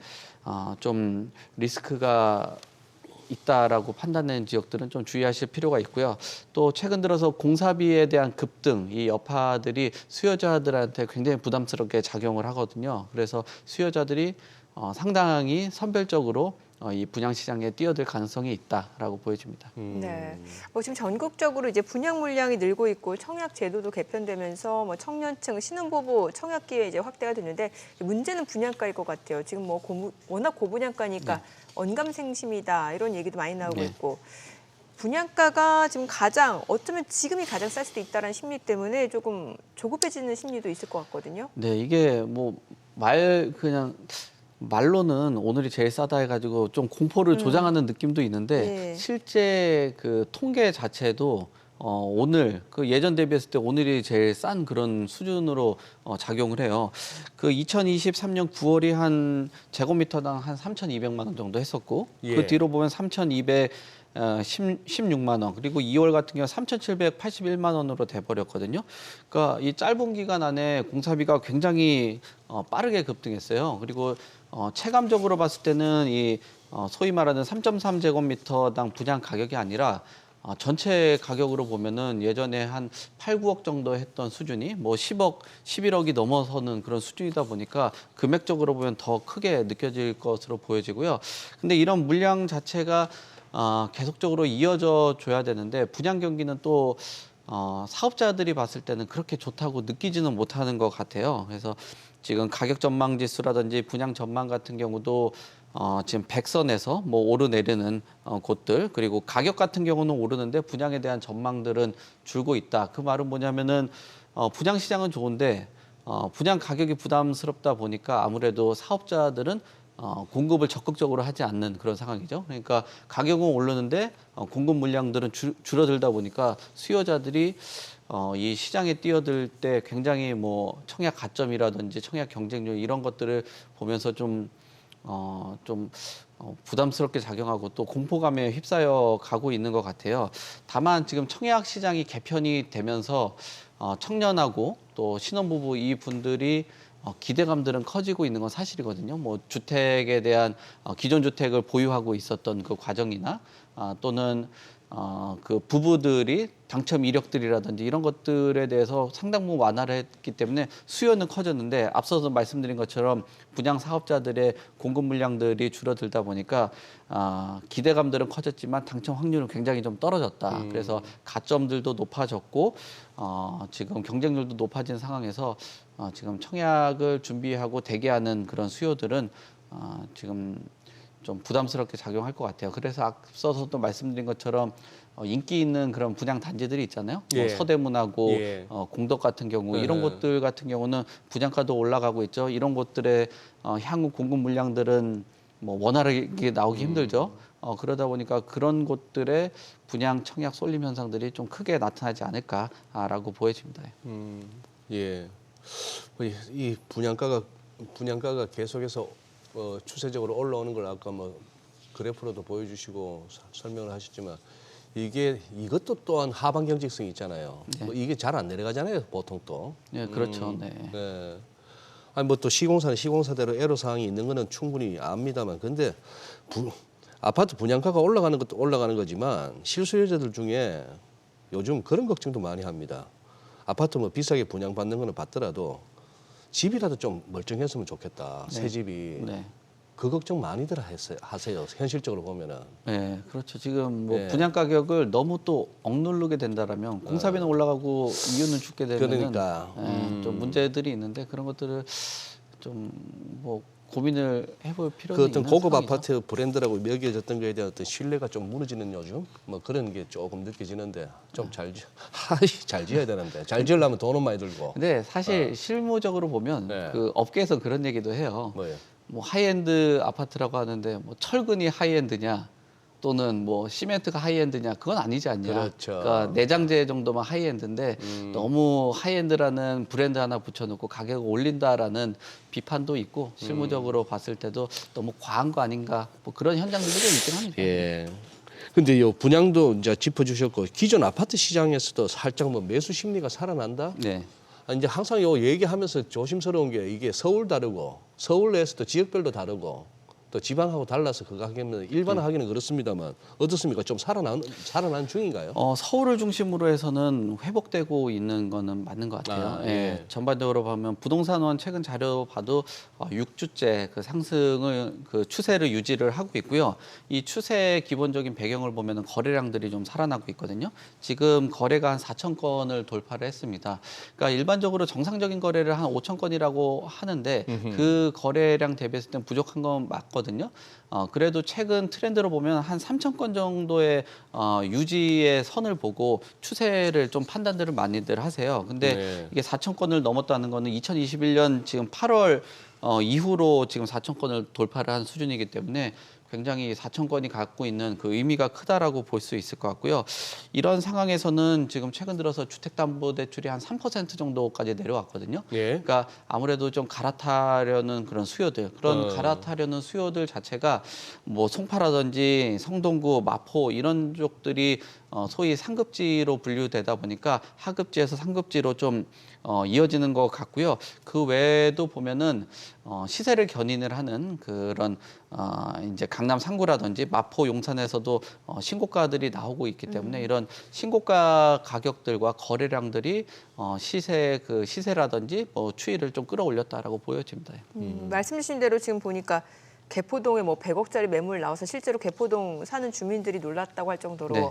일부 지역에서는 지금 신고가 경신하는 매물들도 나오고 있고 네. 그럼에도 불구하고 서울 내에서도 일부 지역은 여전히 또 지금 하락 흐름이 이어지는 곳도 있다면서요. 예, 맞습니다. 지금 개포동 같은 경우는 예. 그 재밌는 얘기들 많이 있더라고요. 네네. 그 웹상에서는 옛날에 개포동이 개도 포기한 동네다라고 했지만 지금 개도 포르쉐를 타는 동네다라고 할 정도로 이름이 바뀐 동네예요. 웹에서 그런 얘기들을 많이들 합니다. 개도 포기한 동네가 개도 포르쉐를 타는 동네로. 예, 그렇게 바뀌었습니다. 그만큼 그 개포동이라는 지역들이 굉장히 크게 변화를 한 곳이라고 볼 수 있는데요.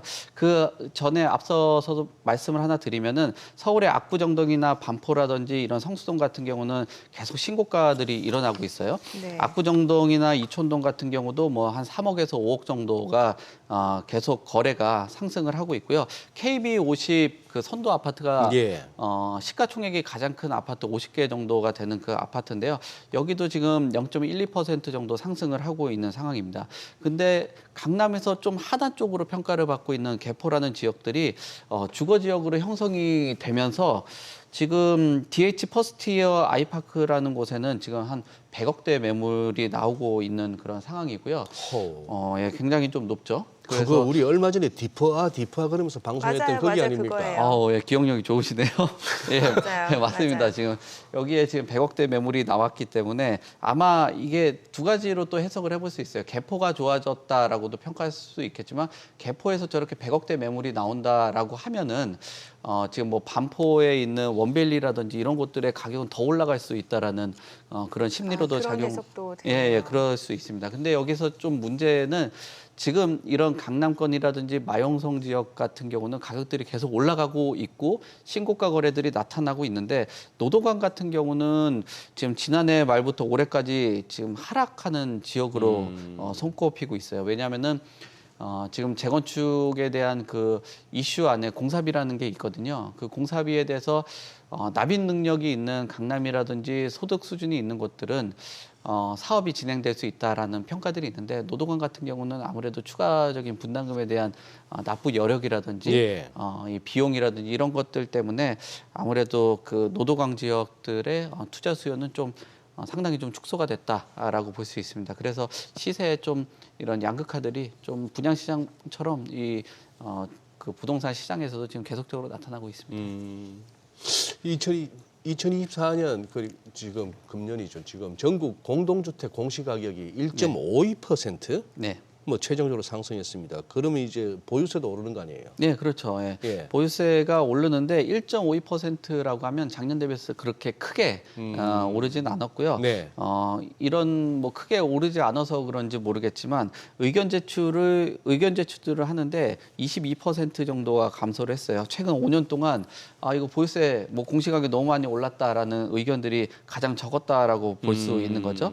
다만 이런 서울의 강남권 같은 경우는 그래도 보유세 증가에 대한 것들이 좀 일어날 수 있다라고 보여집니다. 지금 공시가격 보더라도 더 펜트하우스 청담이라든지 용산에는 나인원 강남, 그다음에 성동구의 아크로 서울 포레스트 같은 경우는 지금 공시가격이 굉장히 높잖아요. 저기에 이제 산정을 해서 보유세를 좀 산정을 하게 된다면 높을 수밖에 없는 상황이기 때문에 강남권하고 가격이 좀 높은 지역들은 아무래도 보유세가 증가한다라는 전망들이 당연히 나올 수밖에 없는 상황이고 그 외 지역들 같은 경우는 뭐 지금 보유세에 대한 인상분이 그렇게 크지는 않아서 반발이라든지 이런 부분들은 아직까지 뭐 크지 않을 것으로 뭐 보여집니다. 그리고 의견들 접수하는 것 자체도 상당 부분 뭐 감소한 그런 상황이기 때문에 예전 대비했을 때 보유세에 대한 그 문제 또 공시가격에 대한 논란 이런 것들은 좀 잠잠해지지 않을까 뭐 그렇게 보여집니다.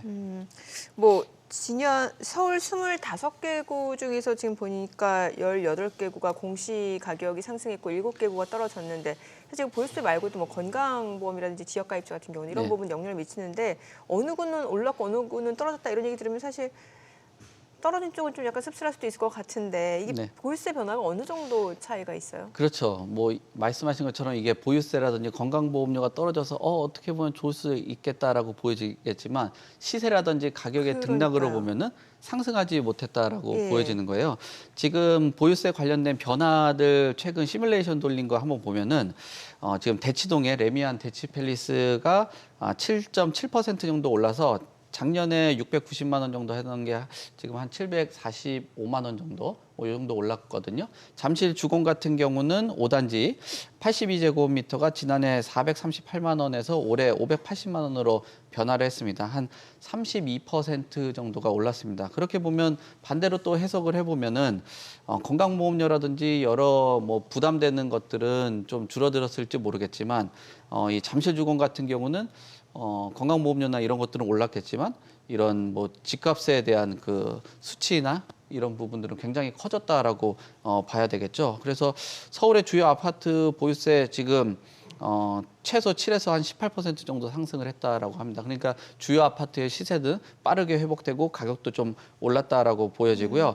지금 서울 25개 구 중에서 18개 구 정도가 상승을 했고요. 7개 구 정도는 하락을 했는데 오히려 이 7개 구의 하락이 뭐 집값이 18개는 올랐는데 7개는 못 올랐다라고 하면 좀 마음이 좀 씁쓸할 수도 그러니까요. 있다라고도 보여집니다. 예.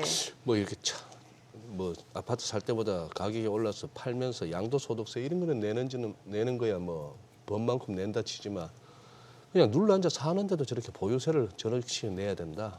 보유세 내야 하고 재산세 내야 되고 참 세금 많아요. 가만히 보면은. 네. 종부세 내야 되고. 예, 그러네요. 그러면 지금 이 노도강 지역이 안 올랐다는 얘기는 또 역으로 해석하면 또 오를 여지는 제일 크다라고도 볼 수 있는 거 아닌가요? 뭐 그렇게도 볼 수 있는데 부동산 시장에서는 주택 가격 견인을 하는 게 재건축 시장이 선도를 하거든요. 네. 근데 노도강 같은 경우는 재건축의 그 공사비 이슈가 좀 크고 그다음에 지분이 워낙 작다 보니까 추가적으로 분담해야 되는 분담금이 좀 커요. 그래서 노도강에 대해서 지금 뭐 여러 의견들이 있지만 지금 어쨌든 지금 20주 이상 하락세는 이어지고 있는 상황이고요.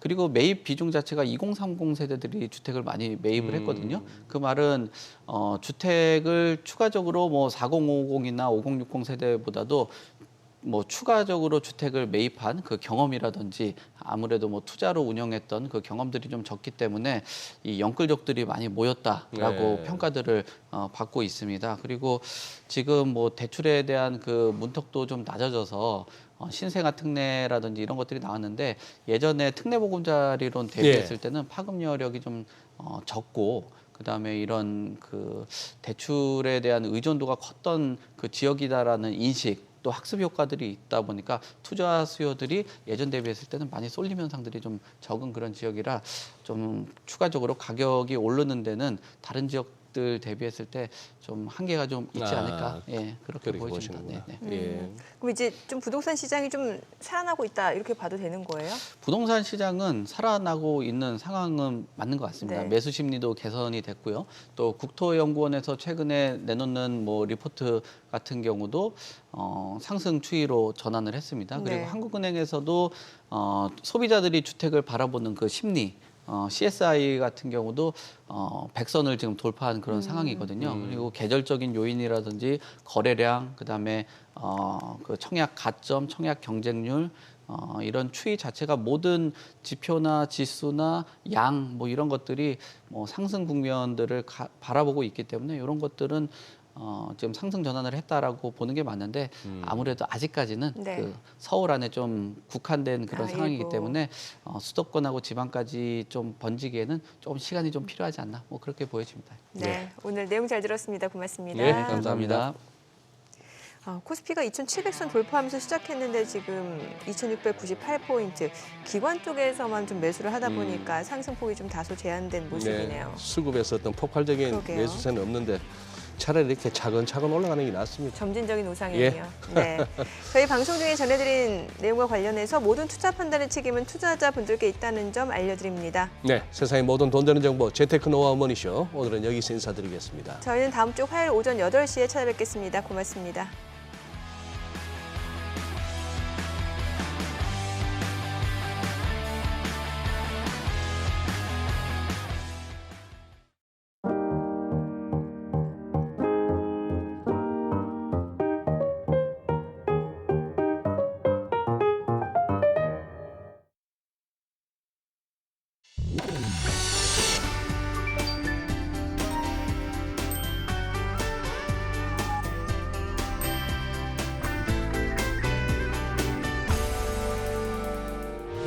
의견 있는 경제 채널 SBS 비즈.